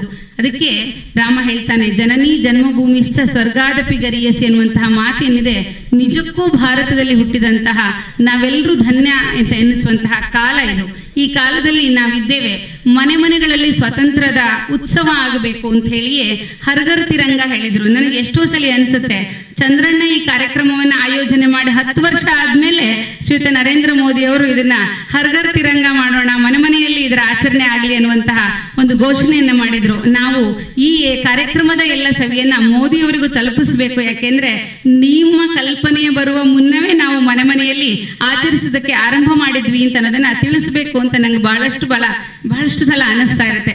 ಈ ಕಾರ್ಯಕ್ರಮದ ಅಧ್ಯಕ್ಷತೆಯನ್ನು ವಹಿಸಿದ್ದಾರೆ. ನಮಗೆ ಯಾವಾಗಲೂ ನೀವೇ ಅಧ್ಯಕ್ಷರಾಗಿರಬೇಕು ಅಂತನ್ನುವಂತಹ ಬೇಡಿಕೆಯನ್ನ ಚಂದ್ರಣ್ಣ ಈ ಕಾರ್ಯಕ್ರಮ ಆರಂಭ ಮಾಡಿದ ಮೊದಲನೇ ವರ್ಷನೇ ಶ್ರೀಯುತ ಸಿ ವಿ ರುದ್ರಾರಾಧ್ಯ ಅವರಿಗೆ ಕೇಳ್ಕೊಂಡ್ಬಿಟ್ಟಿದ್ದಾರೆ. ಹಾಗಾಗಿ ನೀವು ವಹಿಸ್ತೀರಾ ಬರ್ತೀರಾ ಅಂತ ಕೇಳುವಂತಹ ಮಾತಿಲ್ಲ. ಆಗಸ್ಟ್ 15 ಅಂದ್ರೆ ಅವರನ್ನ ನಾವು ಅಘೋಷಿತವಾಗಿಯೇ ನೀವೇ ಈ ಕಾರ್ಯಕ್ರಮದ ಅಧ್ಯಕ್ಷರು ಅಂತ ಹೇಳಿ ಮೊದಲನೇ ಹೇಳಾಗಿರೋದ್ರಿಂದ ಮತ್ತೆ ಕೇಳೋದಿಲ್ಲ. ಅದಕ್ಕೆ ಇವತ್ತು ಕಾರ್ಯಕ್ರಮದ ಅಧ್ಯಕ್ಷತೆಯನ್ನ ಅವರು ಬಹಳ ಖುಷಿಯಿಂದಲೇ ಯಾವಾಗಲೂ ಕೂಡ, ಕಳೆದ ವರ್ಷ ಅವರಿಗೆ ಕಾರಣಾಂತರಗಳಿಂದ ಬರ್ಲಿಕ್ಕೆ ಆಗಲಿಲ್ಲ, ಆದರೂ ಅವರ ಒಂದು ಪ್ರತಿನಿಧಿಯಾಗಿ ನಮಗೆ ಮತ್ತೋರ್ವರನ್ನ ಕಳಿಸ್ಕೊಟ್ಟಿದ್ರು. ಅಂದ್ರೆ ಜವಾಬ್ದಾರಿ ಅಂದ್ರೆ ಇದು. ನಾನು ಮಾತು ಕೊಟ್ಟಿದ್ದೀನಿ ಅವರಿಗೆ ಈ ಕಾರ್ಯಕ್ರಮವನ್ನ ನಡೆಸ್ಕೊಡ್ತೀನಿ ಅಂತ ಹೇಳಿ, ನಾನು ಬರ್ಲಿಕ್ಕೆ ಆಗ್ತಿಲ್ಲ ಅಂತ ಹೇಳಿ ಮತ್ತೊಬ್ಬರನ್ನ ಕಳಿಸ್ಕೊಟ್ಟು ತಮ್ಮ ಜವಾಬ್ದಾರಿಯನ್ನು ಅವರು ಮೆರೆದಿದ್ದಾರೆ. ಈ ವರ್ಷ ಬಂದಿದ್ದಾರೆ. ಅವರು ಈ ಅಧ್ಯಕ್ಷೀಯ ನುಡಿಗಳನ್ನ ಆಡಬೇಕು ಅಂತ ಹೇಳಿ ನಾನು ಕೇಳ್ಕೊಳ್ತೇನೆ. ಶ್ರೀಯುತ ಸಿ ವಿ ರುದ್ರಾರಾಧ್ಯ ಮೇಲೆ ಉಪಸ್ಥಿತಿರ್ತಕ್ಕಂತಹ ಎಲ್ಲ ಬಂಧುಗಳೇ ಹಾಗೂ ಮುಂಭಾಗದಲ್ಲಿ ಕುಳಿತಿರ್ತಕ್ಕಂಥ ನನ್ನ ಆತ್ಮೀಯ ಬಂಧುಗಳೇ, ಈ ಒಂದು ಸುದಿನ ಇದು. ಯಾಕೆಂದರೆ ನಾನು ಶಿಕ್ಷಕನಾಗಿ 37 ವರ್ಷಗಳ ಕಾಲ ಸೇವೆ ಸಲ್ಲಿಸಿದೆ. ಅಲ್ಲಿ 37 ವರ್ಷರು ಕೂಡ ಫ್ಲಾಗ್ ಹಾಸ್ಟ್ ಮಾಡೋವಂಥ ಅವಕಾಶ ನನಗೆ ಪ್ರತಿ ವರ್ಷ ಸಿಗ್ತಾ ಇತ್ತು. ಅದರಲ್ಲೂ ಜಿಲ್ಲಾ ದೈಹಿಕ ಶಿಕ್ಷಣ ಅಧಿಕಾರಿ ಆದಮೇಲಂತೂ DC ಆಫೀಸಲ್ಲಿ ಮತ್ತು ಜಿಲ್ಲಾ ಪಂಚಾಯತ್ ಆಫೀಸಲ್ಲಿ ಚಿಕ್ಕಮಗಳೂರಿನಲ್ಲಿ ಪ್ರತಿ ವರ್ಷ ಫ್ಲಾಗ್ ಹಾಸ್ಟ್ ಟೈಮಲ್ಲಿ ನಾನು ಒಂದು ಅವಕಾಶ ಸಿಗ್ತಾ ಇತ್ತು. ಅದು ಮುಗಿದ ನಂತರ ರಿಟೈರ್ಡ್ ಆದಮೇಲೆ ನಮ್ಮ ಈ ಒಂದು ಸಂದರ್ಭ ಇಲ್ಲಿ ಚಂದ್ರಶೇಖರ್ ಬಾಯರವರು ನನಗೆ ಒದಗಿಸಿಕೊಟ್ರು. ಅವರಿಗೆ ಮೊದಲನೇದಾಗಿ ಧನ್ಯವಾದಗಳನ್ನು ನಾನು ಅರ್ಪಿಸ್ತೀನಿ. ನಾನು ಯೋಗ ವಿಷಯ ನಾನು ಇಲ್ಲಿ ಮಾತಾಡೋಕ್ಕೆ ಇಷ್ಟಪಡಲ್ಲ. ಅದಕ್ಕಿಂತ ಮುಂಚಿತವಾಗಿ ಈ ಒಂದು ಕಾರ್ಯಕ್ರಮದ ಬಗ್ಗೆ ನಾನು ಮಾತಾಡಬೇಕು ಅಂತ ನನಗೆ ತುಂಬ ಇಷ್ಟ ಆಗಿದೆ. ಮೊದಲನೇದಾಗಿ ಚಂದ್ರಶೇಖರ್ ಬಾಯರು ಸುಮಾರು ನಾನು ಶಿವಮೊಗ್ಗಕ್ಕೆ ಬಂದಾಗಿಂದಲೂ ಕೂಡ ಅವರ ನನ್ನ ಬಾಂಧವ್ಯ ಮೊದಲಿಂದಲೂ ಇರುವಂಥದ್ದು ಒಂದನೇದು. ಎರಡನೇದು, ಕಷ್ಟ ಕಾಲದಲ್ಲಿ ಅವರ ಕೈಲಾದಂತಹ ಸಹಾಯವನ್ನು ಜ್ಯೋತಿಯವರು ಹಾಗೂ ಚಂದ್ರಣ್ಣ ಅವರು ಇಬ್ಬರು ಕೂಡ ನಿಂತು ನಮ್ಮ ಯೋಗ ಕೇಂದ್ರದಲ್ಲಿ ಏನೇ ಒಂದು ಕಾರ್ಯಕ್ರಮ ಆಗಬೇಕು ಅಂತ ಕೂಡ ಅವರೊಂದು ಮಾತು ಹೇಳ್ತಾ ಇರೋರು, ನಿಮಗೆ ತುಂಬ ಸಂದರ್ಭ ಇನ್ನು ಯಾವುದೂ ಆಗಲ್ಲ ಅನ್ನೋ ಟೈಮಲ್ಲಿ ನಾನು ಕರೀರಿ, ಅದಕ್ಕೆ ಮುಂಚೆ ನೀವು ಕರೆಯೋದು ಬೇಡ, ಅವಾಗ ಬಂದು ನಾವು ದಂಪತಿಗಳು ಇಬ್ಬರು ಬಂದು ನಮ್ಮ ಕೈಲಾದ ಸೇವೆಯನ್ನು ನಾವು ಮಾಡ್ತೀವಿ ಅಂತ ಇವತ್ತಿನವರೆಗೂ ಕೂಡ ಅದೇ ಥರ ಮಾಡ್ತಾ ಇರುವಂಥವ್ರು ಯೋಗ ಕೇಂದ್ರಕ್ಕೆ. ಒಂದನೇದು. ಎರಡನೇದಾಗಿ, ಒಂದು ಸಿಡಿಲು ಹೊಡೆದಂತಹ ಒಂದು ಆಘಾತ ಒಂದು ಸಂಭವಿಸಿತು. ಸಂದರ್ಭ ಇಷ್ಟೇ, ಸಾಮಾನ್ಯವಾಗಿ ಈ ಒಂದು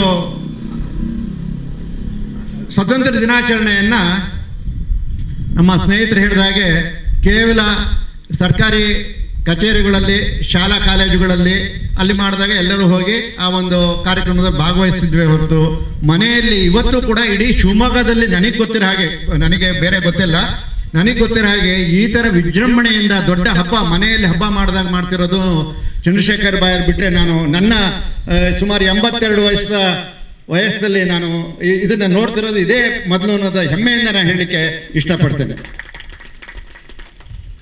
ಒಂದು ದೊಡ್ಡ ಒಂದು ಸಿಡ್ಲು ಹೊಡೆದಂತಹ ಒಂದು ಸಂದರ್ಭ ಏನಪ್ಪ ಅಂತಂದರೆ, ನಮ್ಮ ಮೇಡಮ್ನವರು ಫೋನ್ ಮಾಡಿದ್ರು ನನಗೆ, ಸರ್ ವಿಷಯ ಗೊತ್ತಾಯ್ತಾ ಅಂತ. ಏನು ಅಂತ, ಸರ್ ಚಂದ್ರಶೇಖರ್ ಬಾಯರವರು ಊರಿಗೆ ಹೋದಾಗ ಒಂದು ಆಕ್ಸಿಡೆಂಟ್ ಆಗಿಬಿಟ್ಟಿದೆ, ತಲೆಗೆ ಹೊಡೆದು ಬಿದ್ದಿದೆ, ತುಂಬ ಶೋಚನೀಯ ಸ್ಥಿತಿಯಲ್ಲಿದ್ದಾರೆ, ತುಂಬ ಕಷ್ಟ ಆಗಿದೆ ಅಂತ. ಹೆಚ್ಚು ಕಮ್ಮಿ ಅವತ್ತು ಇಡೀ ದಿವಸ ನನ್ನ ಮನಸ್ಸು ಅಲ್ಲೋಲ ಕಲ್ಲೋಲ ಆಯಿತು. ಆಮೇಲೆ ಅವರೊಂದು ಮಾತು ಹೇಳಿದರು, ನಾವೆಲ್ಲ ಸೇರಿಬಿಟ್ಟು ಏನಾದರೂ ಸ್ವಲ್ಪ ಅವ್ರಿಗೆ ಸಹಾಯ ಮಾಡ್ಬೋದಾ ಅಂತ. ಖಂಡಿತ ಮೇಡಮ್, ನೀವು ಮುಂದೆ ಬಂದಿದ್ದೀರಿ, ಖಂಡಿತ ಇದಕ್ಕೆ 100ಕ್ಕೆ 100 ನಮ್ಮ ಸಹಕಾರ ಇದೆ, ಮಾಡೋಣ ಎಲ್ಲ ಸೇರಿ ಅಂತ. ಅದಾದಮೇಲೆ ಕೆಲವು ದಿವಸ ಬಿಟ್ಟು ನಾನು ಅವ್ರು ನೋಡಲೇಬೇಕು ಅಂತ, ಏನೋ ಒಂದು ಹುಚ್ಚು ಅವ್ರನ್ನ ಕಾಣಬೇಕು ಅಂತೇಳಿ ಕೊನೆಗೆ ಅವ್ರ ಊರಿಗೆ ಹೋದೆ ನಾನು. ಅವ್ರ ಊರಿಗೆ ಹೋಗೋ ಹೊತ್ತಿಗೆ ಅವರು ಅಷ್ಟೊತ್ತಿಗೆ ಮಂಗಳೂರು ಆಸ್ಪತ್ರೆಯಿಂದ, ಉಡುಪಿ ಆಸ್ಪತ್ರೆಯಿಂದ, ಮಣಿಪಾಲಿಂದ ಜಸ್ಟ್ ಮನೆಗೆ ಕರ್ಕೊಂಬಂದಿದ್ರು. ಅದು ನೋಡಿದಾಗ ನಾನು ಸಾಮಾನ್ಯವಾಗಿ ಕಣ್ಣೀರು ಹಾಕೋದು ಭಾಳ ಕಡಿಮೆ. ಅದು ನೋಡಿದಾಗ ಅನ್ನಿಸ್ತು, ದೇವರು ಸಾಮಾನ್ಯವಾಗಿ ಒಂದು ಹಾಡು ಹೇಳ್ತಾರೆ ನೋಡಿ, ಒಳ್ಳೊಳ್ಳೆ ಮರನ ಕಡಿ ಬಂದ ಜವರಾಯ ಅಂದ ಹಾಗೆ ಜವರಾಯನ ಗೆದ್ದಂತಹ ಚಂದ್ರಶೇಖರ್ ಏನಿದ್ದಾರೆ, ನಿಜವಾಗ್ಲೂ ಅವತ್ತು ಆ ಪರಿಸ್ಥಿತಿ ನೋಡಿದರೆ ಹಲ್ಲುಗಳು ಅಷ್ಟು ಉದುರು ಹೋಗ್ಬಿಟ್ಟಿದೆ, ತಲೆಗೆ ಹೊಡ್ತಾ ಬಿದ್ದಿದೆ. 100ಕ್ಕೆ 100 ಯಾರೂ ನಂಬಿರಲಿಲ್ಲ. ಆದರೆ ಇದಕ್ಕೆ ತುಂಬ ಕಾರಣಕರ್ತರು ಅವರ 5-6 ಜನ ಸಹೋದರರು ಮತ್ತು ಅವ್ರ ತಂದೆಯವರು ಅಂತ ಹೇಳಲಿಕ್ಕೆ ತುಂಬ ಹೆಮ್ಮೆ ಆಗ್ತದೆ. ಈ ಥರ ಒಂದು ಸಂಸಾರ ಇದೆಯಲ್ಲ, ಅಣ್ಣ ತಮ್ಮಗಳು ನಾವು ಈ ಥರ ಈಗ ಒಂದೇನೋ ಕಲೆಕ್ಷನ್ ಮಾಡಿ ಕೊಡಬೇಕು ಅನ್ನೋ ಒಂದು ಭಾವನೆ ಇತ್ತು ಅಂದಾಗ ಖಂಡಿತ ಕೂಡ್ದು ನಾವೆಲ್ಲ ಇದ್ದೀವಿ. ನಾವು ನಮ್ಮ ಕೈಲಿ ಆಗದೆ ಇದ್ದಾಗ ನೀವು ಮಾಡಿ, ಅಲ್ಲಿವರೆಗೆ ನಿಮ್ಮ ಸಹಕಾರ ಏನಪ್ಪ ಅಂದರೆ ಬಂದು ಅವರಿಗೆ ಸ್ವಲ್ಪ ಧೈರ್ಯ ಹೇಳೋವಂಥ ಒಂದು ಸಾಕು ನಮಗೆ ಅಂತ ಹೇಳಿದಾಗ ಅವ್ರ ಅಣ್ಣ ತಮ್ಮಗಳು ಅವ್ರ ನೋಡಿ ಇವತ್ತು ಕೂಡ ಅವರು 6 ಜನ ಅಲ್ಲ ಬ್ರದರ್ಸು, ಸಾಕಾ? ಅವ್ರು ಅಷ್ಟು ಜನ ಕೂಡ ಆ ಸಂದರ್ಭದಲ್ಲಿ ನೋಡಿದೆ ನಾನು ಅವ್ರನ್ನ. ಈಗ ನೋಡಿ, ಇಲ್ಲಿ ಎಲ್ಲಿಂದ ಸೌತ್ ಕೇಂದ್ರದಿಂದ ಬಂದರೆ, ನಾರ್ತ್ ಕೇಂದ್ರದಿಂದ ಬಂದರೆ, ಬೆಂಗಳೂರಿಂದ ಬಂದರೆ. ಇದು ಯಾವ ದೊಡ್ಡ ಕಾರ್ಯಕ್ರಮ, ಮದುವೆ ಮನೆಗೆ ಬರೋದೇ ಕಷ್ಟ ಇವತ್ತಿನ ಕಾಲದಲ್ಲಿ.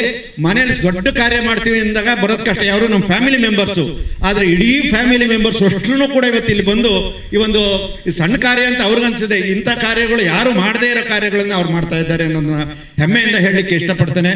ಅದ್ರ ಜೊತೆಯಲ್ಲಿ ಇವತ್ತು ಸನ್ಮಾನ ಏನು ಮಾಡಿದ್ದಾರೆ, ಇವತ್ತು ನಮಗೆ 2ನೇ ಕ್ಲಾಸಲ್ಲಿ ಒಂದು ಪದ್ಯ ಇತ್ತು. ನಾನೇ 2ನೇ ಕ್ಲಾಸ್ ಓದ್ತಿರ್ಬೇಕಾದ್ರೆ 50ನೇ ಇಸ್ವಿ ಮಾತಾಡ್ತಾ ಇರೋದು. ಅವಾಗ ಒಂದು 2 ಯಾವುದೋ ಈ ರಾಷ್ಟ್ರಗೀತೆಗಳು ಜೊತೆಗೆ ಈ ಒಂದು ಯೋಧರ ಬಗ್ಗೆ ಹೇಳ್ತಾ ಇದ್ರು. ಹೆಜ್ಜೆ ಹೆಜ್ಜೆ ನೀಡು ಮುಂದೆ ಹರ್ಷ ಗೀತೆ ಹಾಡುತ್ತಾ, ರಾಷ್ಟ್ರಪರವೇ ಜೀವನ ರಾಷ್ಟ್ರಕ್ಕಾಗಿ ನೀಗಲು, ರಾಷ್ಟ್ರಕ್ಕಾಗಿ ನೀಗಲು, ಹಿಂದೂ ಸಿಂಹ ಸಾಗು ಮುಂದೆ ಅಂಜದೆಲವ ಮರಣಕ್ಕೆ, ನತ್ತಿ ಎತ್ತು ಗಗನಕ್ಕೆ, ಪ್ರೀತಿ ತೋರು ಎಂತೆಗೆ ಅಂಥೇಳಿ ಈ ಒಂದು ಹಾಡನ್ನು 2ನೇ ಕ್ಲಾಸಲ್ಲಿ ಹೇಳಿದ್ದೀನಿ. ಇವತ್ತು ನಾನು ಜ್ಞಾಪಕ ಮಾಡ್ಕೊಳ್ತಾ ಇದ್ದೀನಿ ಗೋವಿಂದರಾಜ್ ಅವ್ರನ್ನ ನೋಡಿದಾಗ. ಈಗ ಪ್ರತಿ ವರ್ಷ ಇವ್ರದ್ದೊಂದು ವಿಶೇಷತೆ ಏನು ಅಂತಂತಂದ್ರೆ, ಅದು ಹೇಗೆ ಸೆಲೆಕ್ಟ್ ಮಾಡ್ತಾರೆ ಅನ್ನೋದು, ನಾನು ಇಷ್ಟು ವರ್ಷ ಇಲ್ಲಿ ಬಂದು 25 ವರ್ಷ ಆಯಿತು, ನನಗೆ ಈ ಸೆಲೆಕ್ಷನ್ ಬರ್ತಾ ಇಲ್ಲ. ಈ ಸೆಲೆಕ್ಷನಲ್ಲಿ ಗೋವಿಂದರಾಜ್ ಅವ್ರದ್ದು ಹೇಳ್ಬೇಕಾದ್ರೆ ನೋಡಿ, ಅವರು 20 ವರ್ಷ ಆಗಿದೆ ಅವರು ಅಲ್ಲಿಗೆ ಸೇರಿ. 20ರಿಂದ 24 ವರ್ಷ, 24 ವರ್ಷ ಸೈನಿಕದಲ್ಲಿದ್ದಾರೆ ಅಂದಾಗ ಆಗ ಅವ್ರು ಹೇಗಿರ್ಬೇಕು ಸೇರಿದಾಗ ಅಂತ ಯೋಚನೆ ಮಾಡಿ, ಅಂತ ಒಬ್ಬ ಮುದ್ದು ಮಗನ್ನ ಯುದ್ಧಕ್ಕೆ ಹೋಗ್ಬಿಡು ಅಂತ ಕಳಿಸ್ಬೇಕಾದ್ರೆ ಆ ತಾಯಿ ತಂದೆಗೆ ಎಂಥ ಒಂದು ದೇಶ ಪ್ರೇಮ ಆಯಿತು. ಕೆಲವರು ಅನ್ಬೋದು ಮನೇಲಿ ಕಷ್ಟ ಇತ್ತು ಅದಕ್ಕೆ ಹೋದ್ರು ಅಂತ. ಖಂಡಿತ ಸುಳ್ಳು. ಭಿಕ್ಷಾ ಬೇಡದ್ರು ಸರಿ, ಯಾರು ಯುದ್ಧಕ್ಕೆ ಕಳ್ಸಕ್ಕೆ ರೆಡಿ ಇರಲ್ಲ ಮಕ್ಕಳನ್ನ. ಆದರೆ ಆ ವಯಸ್ಸಿನಲ್ಲಿ ಅವ್ರನ್ನ ಕೇವಲ ಅವಾಗ 18 ವರ್ಷ ಇರ್ಬೋದೇನು, 18 ವರ್ಷ ವಯಸ್ಸಿನಲ್ಲಿ ಮಗನ್ನ ಬಿಟ್ಕೊಟ್ಟಿದ್ದಾರೆ. ಯಾಕೋಸ್ಕರ ಬಿಟ್ಟುಕೊಟ್ರು? ಈಗ ನಾವು ಇವತ್ತು ಏನಾರು ಈ ಒಂದು ತಂಪಲ್ಲಿ ನಾವು ಏನಾರು ಕೂತಿದ್ದೀವಿ ಅಂತಂತಂದ್ರೆ ಅದಕ್ಕೆ ಮೊದಲನೇ ಕಾರಣ ಆ ಒಂದು ಯೋಧರು. ಆ ಯೋಧರ ಒಂದು ಪ್ರತಿಯೊಂದು ಅಷ್ಟೇನೆ. ನಾನು ಯಾವುದೇ ಒಂದು ಸಂದರ್ಭದಲ್ಲಿ ಒಬ್ರು ಯೋಧರನ್ನ ಕರೆದು ಸನ್ಮಾನ ಮಾಡ್ತಕ್ಕಂಥ ಒಂದು ಪ್ರತಿನಿಧಿ ನಾವು ಈ ಒಂದು ಸಂದರ್ಭಗಳಲ್ಲಿ 2 ಸಂದರ್ಭ ಏನಿದೆ, ಈ 2 ಸಂದರ್ಭದಲ್ಲಿ ರಾಷ್ಟ್ರೀಯ ಹಬ್ಬಗಳಲ್ಲಿ ಅವ್ರನ್ನ ಕರೆದು ಸನ್ಮಾನ ಮಾಡುವಂಥ ಒಂದು ಸಂದರ್ಭ ನಾನು ಇಟ್ಕೊಂಡಿದ್ದೇನೆ. ಆದರೆ ಅವರಿಗೆ ಶಿರಸಾಷ್ಟಾಂಗ ನಮಸ್ಕಾರ ಮಾಡಬೇಕು. ಯಾಕೆ ಅಂತಂತಂದರೆ ನೋಡಿ, ಆ ಏಜಲ್ಲಿ ಹೆಂಡತಿ ಮಕ್ಕಳ ಜೊತೆಯಲ್ಲಿದ್ದು ಸಂತೋಷವಾಗಿರುವಂಥ ಒಂದು ಸಂದರ್ಭ, ಆ ಸಂದರ್ಭದಲ್ಲಿ ಅಲ್ಲಿ ಹೋಗಿ ಆ ಒಂದು ಊಟ ಅವ್ರು ಹೇಳಿದ್ದೆಲ್ಲ ಕೇಳಿದ್ರಿ ನೀವು. ಕುಡಿಯೋಕ್ಕೆ ನೀರಿಲ್ಲ, ಊಟ ಅಂತೂ 2-3 ತಿಂಗಳಗಟ್ಟಲೆ ಅನ್ನ ನೋಡಿರಲ್ಲ. ಆಮೇಲೆ ಎಲ್ಲರ ಕೈಲೂ ರಿವಲ್ವಾರ್ಗಳು ರೆಡಿ ಇರ್ತವೆ. ಅಂಥವ್ರ ಮಧ್ಯದಲ್ಲಿ ಅವರಿದ್ದು ಜಯಿಸಿ ಅವರ ಒಂದು ಸೇವೆಯನ್ನು ಸಮಾಜಕ್ಕೆ ಸಲ್ಲಿಸಿದಾರಲ್ಲ, ಅಂಥವ್ರನ್ನ ಕರೆದು ಇವರು ಸನ್ಮಾನ ಮಾಡ್ತಿರ್ತಕ್ಕಂಥದ್ದು. ಆಮೇಲೆ ನಾನು ಅವ್ರನ್ನ ಕೇಳ್ತಾ ಇದ್ದೆ, ನೀವು ಇಷ್ಟೆಲ್ಲ ಮಾಡ್ತಿರಲ್ಲ ಹೇಗೆ ಇದು ಅಂತ. ನೋಡಿ, ಈ ವರ್ಷನ ಹೋದ ವರ್ಷನೇ ನೋಡ್ತಾ ಇದ್ದೀನಿ. ಹೀಗೆ ಅವ್ರನ್ನ ನೋಡ್ಬಿಟ್ಟು ಕೆಲವರು ತಂದು ಉಡುಗೊರೆಗಳ ಕೊಡ್ತಾ ಇರೋದನ್ನು ನೋಡಿದ್ದೀನಿ. ಆದರೆ ಈಗ 20 ವರ್ಷದಿಂದ ಸುಮಾರು 15-20 ವರ್ಷ ಆಯಿತು. ಪ್ರತಿ ಸಾರಿನೂ ಕೂಡ ಅವ್ರಿಗೇನು ಅಂದರೆ ಕೈ ತುಂಬ ಕೊಡಬೇಕು ಅಂತ, ಕೊಡಬೇಕಾದ್ರೆ ಸಣ್ಣ ಪುಟ್ಟು ಕೊಡಲ್ಲ. ಈಗೆಲ್ಲ ನೋಡಿದ್ದೀರಿ, ಒಂದು ಶಾಲು ಒಂದು ಹಾರ ಹಾಕ್ಬಿಡ್ತಾರೆ. ಆ ಶಾಲು ಹಾರ ಎರಡಕ್ಕೂ ಉಪಯೋಗ ಬರೋಲ್ಲ, ಮನೆ ರಾಶಿ ಬಿದ್ದಿದೆ. ಆದರೆ ಇವತ್ತು ಕೊಡ್ತಿರೋಂಥ ಒಂದೊಂದು ವಸ್ತುಗಳು ಕೂಡ ದೇಶೀಯದು ಮತ್ತು ಉಪಯೋಗ ಬರೋಂಥದ್ದು. ಈ ಥರದ್ದೆಲ್ಲ ಇವ್ರು ಮಾಡ್ತಾ ಇದ್ದಾರಲ್ಲ, ಇದಕ್ಕೆ ನಮ್ಮ ಸಹಕಾರ ಏನಪ್ಪ ಬೇಕು ಅಂದರೆ, ಈ ಥರ ನೋಡಿ ಇವತ್ತು ಎಷ್ಟು ಜನ ಶಿವಮೊಗ್ಗದಲ್ಲಿದ್ದಾರೆ, ಆದರೆ ಅವರು ಆದಷ್ಟು ಪ್ರಚಾರ ಮಾಡಿದ್ದಾರೆ. ಆ ಇನ್ವಿಟೇಷನ್ಸ್ ಮಾಡಿ, ಪಾಂಪ್ಲೆಟ್ಸ್ ಹಂಚಿ ಇಷ್ಟೆಲ್ಲ ಮಾಡಿರ್ತಾರೆ. ಆದರೆ ನಮ್ಮಲ್ಲಿ ಏನಪ್ಪ ಅಂತಂದರೆ, ಅದೇ ಯಾರೋ ಒಬ್ಬ ಫಿಲಮ್ ಆಕ್ಟ್ರು ಬಂದ ಅಂತಂತಂದರೆ ನೂಗ್ಲಾಗಿ ತುಣಿಸ್ಕೊಂಡು ಸಾಯ ಅಂತ ಸ್ಥಳವನ್ನು ನಾವು ನೋಡಿದ್ದೇವೆ. ಆದರೆ ಇಲ್ಲಿ ಏನು ನಾವು ಬಂದಿದ್ದೇವೆ, ಇವ್ರು ನಾನು ಕೇಳೋದಿಷ್ಟೇ, ಇವತ್ತು ಮಂಕುತಿಮ್ಮನ ಕಗ್ಗ ಇವತ್ತು ಬರೀ ಶಿವಮೊಗ್ಗ ಅಲ್ಲ, ಇಡೀ ಕರ್ನಾಟಕದಲ್ಲಿ ಹೊರದೇಶಗಳಲ್ಲಿ ಲಾಲಿಸ್ತಾ ಇದೆ. ಯಾಕೆ ಅಂತಂತಂದರೆ ಆ ಮಂಕುತಿಮ್ಮನ ಕಗ್ಗದಲ್ಲಿ ಒಂದೊಂದು ವಾಕ್ಯಗಳು ಕೂಡ ಅರ್ಥಗರ್ಭಿತವಾದ ಇರ್ತಕ್ಕಂಥದ್ದು. ಹಾಗೆ ನಮ್ಮ ಸನ್ಮಾನ್ಯ ಶ್ರೀ ಪ್ರೊಫೆಸರ್ ನಟೇಶ್ ಸರ್ ಅವರು ಸುಮಾರು ನಾನು ಈ ಊರಿಗೆ ಬಂದಾಗದಲ್ಲೂ ಪರಿಚಯ. ಒಂದು ನೋಡಿ, ಈ ಥರ ಆಘಾತಗಳ ಟೈಮಲ್ಲೇ ನಾವು ಹೋಗುವಂಥ ಸಂದರ್ಭ ಸಿಕ್ಕಿರೋದು. ಅವ್ರ ಮನೆಗೆ ಅದೇ ಫಸ್ಟ್ ಟೈಮ್ ಹೋಗಿದ್ದೀನಿ. ಕಾಲು ಆಕ್ಸಿಡೆಂಟ್ ಆಗ್ಬಿಟ್ಟಿದೆ, ಇಲ್ಲಿಂದ ಕೆಳಗಳವ್ರಿಗೆ ಪೂರ್ತಿ ಬ್ಯಾಂಡೇಜ್ ಹಾಕ್ಬಿಟ್ಟಿದ್ದಾರೆ, ಓಡಾಡೋಕ್ಕಾಗ್ತಾ ಇಲ್ಲ. ಅವಾಗ ಅವ್ರನ್ನ ನೋಡಿದಾಗ ಒಂದ್ಸರಿ ಕಣ್ಣೀರು ಬಂದು ನನಗೆ. ಯಾಕೆ ಅಂತಂದರೆ ಈ ದೇಶದಲ್ಲಿ ಅಥವಾ ಈ ಊರಿನಲ್ಲಿ ಏನಾದ್ರು ಮನುಷ್ಯನ ಸ್ವಲ್ಪ ಬದಲಾವಣೆ ಮಾಡೋಕ್ಕೆ 100 ಜನದಲ್ಲಿ 5 ಜನಕ್ಕೆ ಬದಲಾವಣೆ ಮಾಡಿದ್ರು ನಮ್ಮ ಜೀವನ ಸಾರ್ಥಕ ಅಂತ. ಅದನ್ನ ಅವರು ಆ ಕಗ್ಗದ ಮುಖಾಂತರ ಪ್ರತಿಯೊಬ್ಬರ ಮನೆಗೆ ಮಾತಾಗಿರ್ತಕ್ಕಂಥ ವ್ಯಕ್ತಿನ ದೇವರೇ ಕಾಲು ಮುರಿದು ಕೂರಿಸ್ಬಿಟ್ಟಲ್ಲ. ನಾನು ಅವ್ರ ಮನೆಗೆ ಹೋದಾಗ ಹೆಚ್ಚು ಕಮ್ಮಿ ಅರ್ಧ ಗಂಟೆ ನನಗೆ ಎದ್ದು ಬರೋಕ್ಕೆ ಮನಸ್ಸು ಬರಲಿಲ್ಲ ಅವತ್ತು. ಇಂಥ ವ್ಯಕ್ತಿಗಳಿಗೆ ತೊಂದರೆ ಕೊಡ್ತಾ ಇದೆಯಲ್ಲ ನೀನು ಅಂತ. ಆದರೆ ಆ ಕಷ್ಟದ ಕೊನೆಯಲ್ಲಿ ಸುಖವೂ ಇರುವುದು, ಸುಖದ ಕೊನೆಯಲ್ಲಿ ಕಷ್ಟವಿರುವುದು ಅನ್ನೋ ಹಾಗೆ ಅವರು ಅದನ್ನ ಸುಖ ಅಂದ್ಕೊಂಡ್ರು ಅದನ್ನ. ಯಾಕೆಂದ್ರೆ ಅವರು ಸ್ಥಿತಿಪ್ರಜ್ಞರು. ಸಂತೋಷದಲ್ಲಿ ಏನು ಖುಷಿ ಇರ್ತಾರೋ ದುಃಖದಲ್ಲೂ ಅಷ್ಟೇ ಖುಷಿ ಇದ್ದ ಮಾತ್ರ ಅವ್ರನ್ನ ಸ್ಥಿತಿಪ್ರಜ್ಞರು ಅಂತೀವಿ. ಅದನ್ನ ಜಯಿಸಿ ಬಂದಂಥವ್ರು.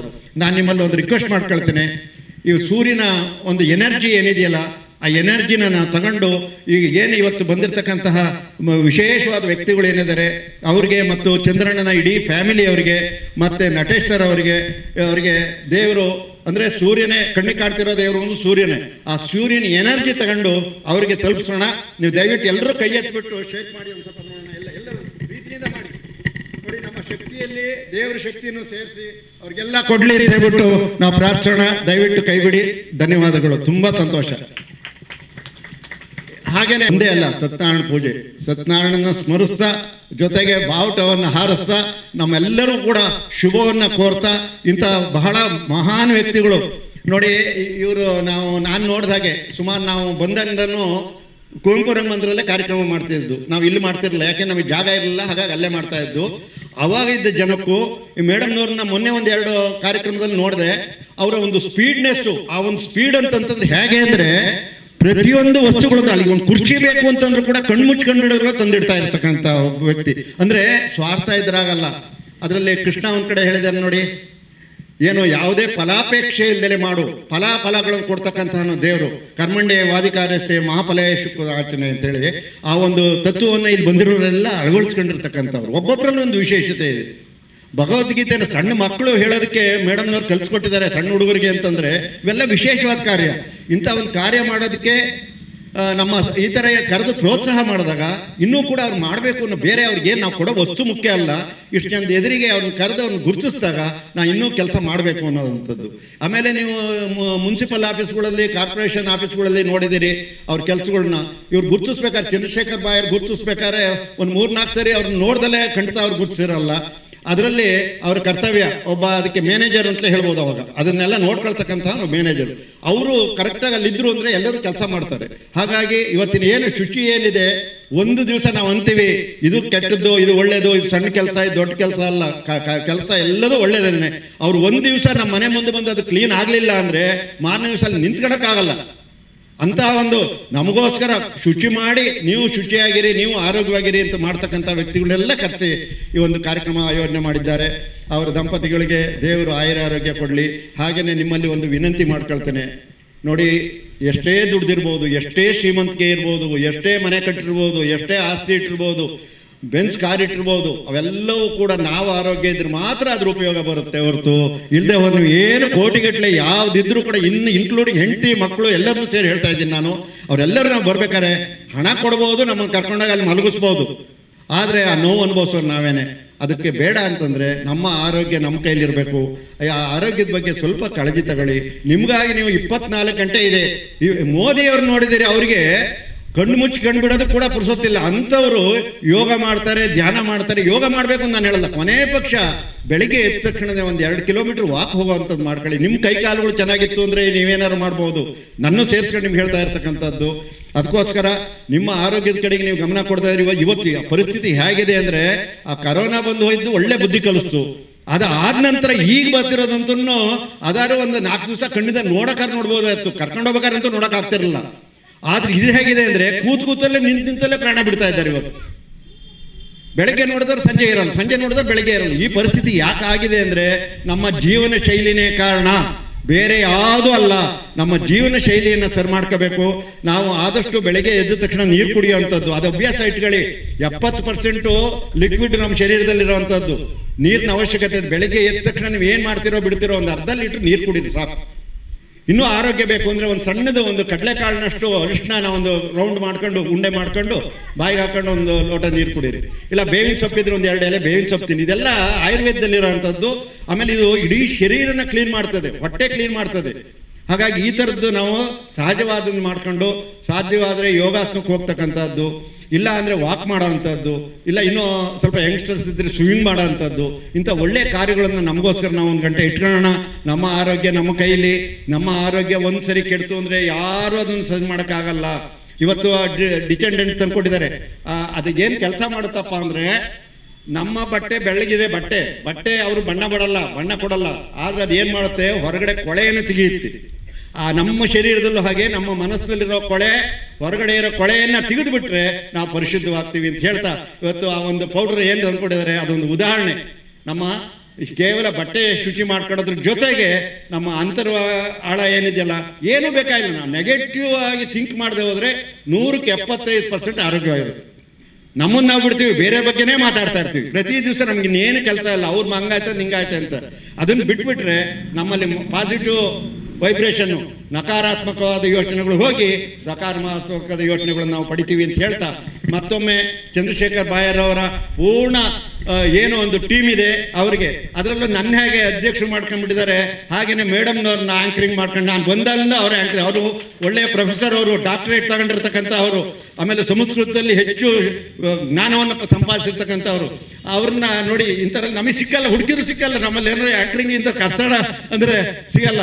ಅವ್ರು ಹೇಳ್ದೆ ಕೇಳಿದೆ ಅವ್ರು ಕರೆಯೋದಕ್ಕೆ ಮುಂಚೆ ಬಂದಿರ್ತಾರೆ. ಅಂದರೆ ಅಂತಹ ಒಂದು ಅಭಿಮಾನ ಈ ಒಂದು ಸಂದರ್ಭದಲ್ಲಿ ಇದೆ ಅಂತ ಹೇಳ್ತಾ ನಿಮ್ಮೆಲ್ಲರಿಗೂ ವಂದಿಸಿ ನಾನು 2 ಮಾತು ಮುಗಿಸ್ತೀನಿ. ಜೈ ಹಿಂದ್, ಜೈ ಕನ್ನಡ. ಧನ್ಯವಾದಗಳು ಸರ್. ತಮ್ಮ ಆರೋಗ್ಯ ಕೂಡ ಬಹುಮುಖ್ಯ. ನಾವು ಹೇಗೆಲ್ಲ ಆರೋಗ್ಯವನ್ನು ಕಾಪಾಡಿಕೊಳ್ಳಬಹುದು ಅನ್ನುವುದನ್ನು ಬಹಳ ಸಂಕ್ಷೇಪವಾಗಿ ಬಹಳ ಸೊಗಸಾಗಿ ತಿಳಿಸಿದ್ದೀರಾ.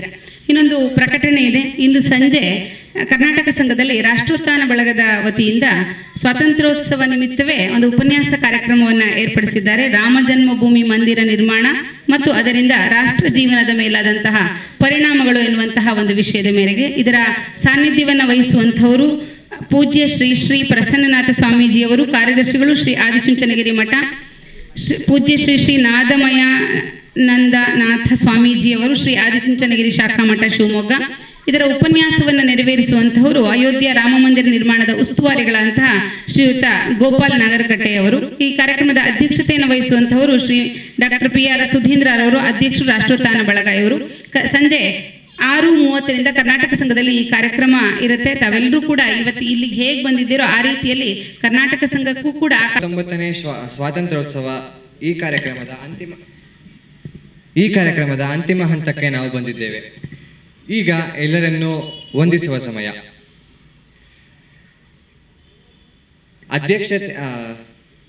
ಈ ಕಾರ್ಯಕ್ರಮದ ಅಧ್ಯಕ್ಷತೆಯನ್ನು ವಹಿಸಿರುವಂತಹ ಶ್ರೀ CV ರುದ್ರಾರಾಧ್ಯ ಅವರಿಗೆ ಎಲ್ಲರ ಪರವಾಗಿ ಹೃತ್ಪೂರ್ವಕವಾದ ವಂದನೆಯನ್ನು ಸಲ್ಲಿಸುತ್ತೇನೆ.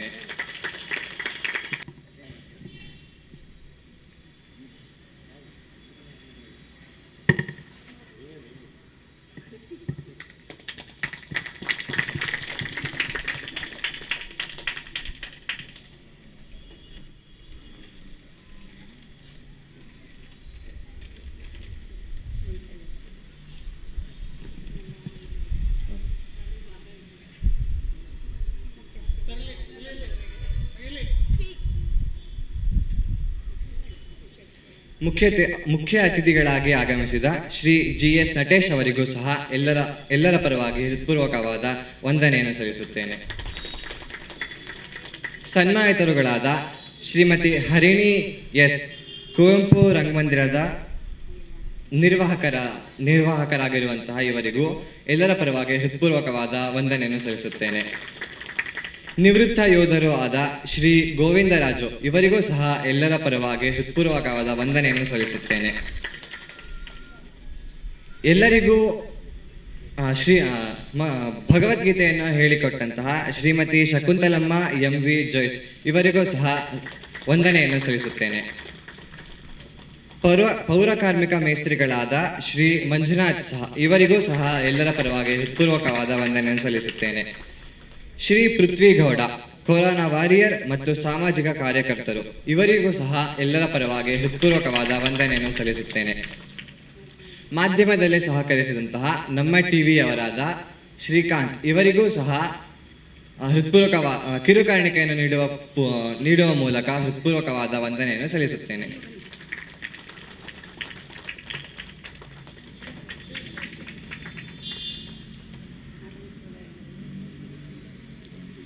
ಈ ಕಾರ್ಯಕ್ರಮಕ್ಕೆ ಆಗಮಿಸಿರುವಂತಹ ಎಲ್ಲರಿಗೂ ನನ್ನ ಹೃತ್ಪೂರ್ವಕವಾದ ವಂದನೆಯನ್ನು ಸಲ್ಲಿಸುತ್ತೇನೆ. ಈ ಕಾರ್ಯಕ್ರಮ ನೀವು ಇವತ್ತಿಗೆ ವಂದನೆ, ಆದರೆ ಮುಂದಿನ ವರ್ಷದ ಕಾರ್ಯಕ್ರಮಕ್ಕೆ ನಾವು ಈಗಲೇ ಸ್ವಾಗತವನ್ನು ಹೇಳ್ತಾ ಇದ್ದೇವೆ. ಅಂದರೆ ಆಗಸ್ಟ್ 15ಕ್ಕೆ ನಾವು ಕರೀಲಿಲ್ಲ ಅಂತ ಅನ್ಕೊಳ್ಬೇಡಿ, ಈ ಕಾರ್ಯಕ್ರಮ ಖಂಡಿತ ಆಯೋಜನೆ ಆಗೇ ಆಗಿರುತ್ತೆ. ಹಾಗಾಗಿ ತಾವೆಲ್ಲರೂ ಕೂಡ ಇದೇ ರೀತಿಯಲ್ಲಿ ಅಥವಾ ಇನ್ನಷ್ಟು ಹೆಚ್ಚು ಜನರನ್ನ ಕರ್ಕೊಂಡು ಬಂದು ನೀವು ಈ ಕಾರ್ಯಕ್ರಮದಲ್ಲಿ ಭಾಗವಹಿಸಬೇಕು ಅಂತ ಹೇಳಿ ನಾನು ಈ ಮೂಲಕ ಕೇಳ್ಕೊಳ್ತೇನೆ. ಜೊತೆಯಲ್ಲಿ ಇನ್ನೊಂದು ಅಪೇಕ್ಷೆಯನ್ನ ಚಂದ್ರಣ್ಣ ವ್ಯಕ್ತಪಡಿಸಿರುತ್ತಾರೆ. ಏನಪ್ಪಾ ಅಂತಂದ್ರೆ, ಈ ಕಾರ್ಯಕ್ರಮ ಏನ್ ನಡೀತಾ ಇದೆ ಇದ್ರ ಬಗ್ಗೆ ಏನಾದರೂ ತಪ್ಪು ಒಪ್ಪುಗಳಿದ್ದಲ್ಲಿ ಅಥವಾ ಇನ್ನಷ್ಟು ಏನಾದರೂ ಕರೆಕ್ಷನ್ ಮಾಡ್ಕೊಳ್ಬೇಕು ಅಂತ ಅನ್ನೋದೇನಾದ್ರೂ ನಿಮ್ಗೆ ಅನಿಸಿದ್ರೆ, ನಿಮ್ಮಲ್ಲಿ ವಿಶೇಷವಾದಂತಹ ಆಲೋಚನೆ ಏನಾದರೂ ಆಗಮಿಸಿರುವಂತಹ ಎಲ್ಲರೂ ಪ್ರತ್ಯಕ್ಷವಾಗಿ ಪರೋಕ್ಷವಾಗಿ ಸಹಕರಿಸಿದಂತಹ ಮತ್ತೆ ಚಂದ್ರಣ್ಣನ ಕುಟುಂಬದವರಿಗೆ ನಾವು ವಿಶೇಷವಾದಂತಹ ವಂದನೆ ಸಲ್ಲಿಸಬೇಕಾದ ಅಗತ್ಯ ಇಲ್ಲ ಅಂತ ಅನ್ಕೊಳ್ತೇನೆ. ಇಲ್ಲಿ ಎಲ್ಲರೂ ನಾವೆಲ್ಲ ಸೇರಿದ್ದೇವೆ, ಎಲ್ಲರೂ ಕೂಡ ಮುಂದಿನ ವರ್ಷದ ಕಾರ್ಯಕ್ರಮಕ್ಕೆ ಮರೆಯದೆ ಆಗಮಿಸೋಣ ಅಂತ ಹೇಳ್ತಾ ಶಾಂತಿ ಮಂತ್ರದೊಂದಿಗೆ ಈ ಕಾರ್ಯಕ್ರಮವನ್ನ ಭವಂತು ಸುಖಿನಃ ಸರ್ವೇ ಸಂತು ನಿರಾಮಯಾಃ ಸರ್ವೇ ಭದ್ರಾಣಿ ಪಶ್ಯಂತು ಮಾ ಕಶ್ಚಿತ್ ದುಃಖ ಭಾಗ್ ಭವೇತ್. ಓಂ ಶಾಂತಿ ಶಾಂತಿ ಶಾಂತಿ. ಧನ್ಯವಾದಗಳು. ಒಂದು 5 ನಿಮಿಷದಲ್ಲಿ ಇಲ್ಲೆಲ್ಲ ವ್ಯವಸ್ಥೆಯನ್ನು ಮಾಡ್ಕೊಂಡು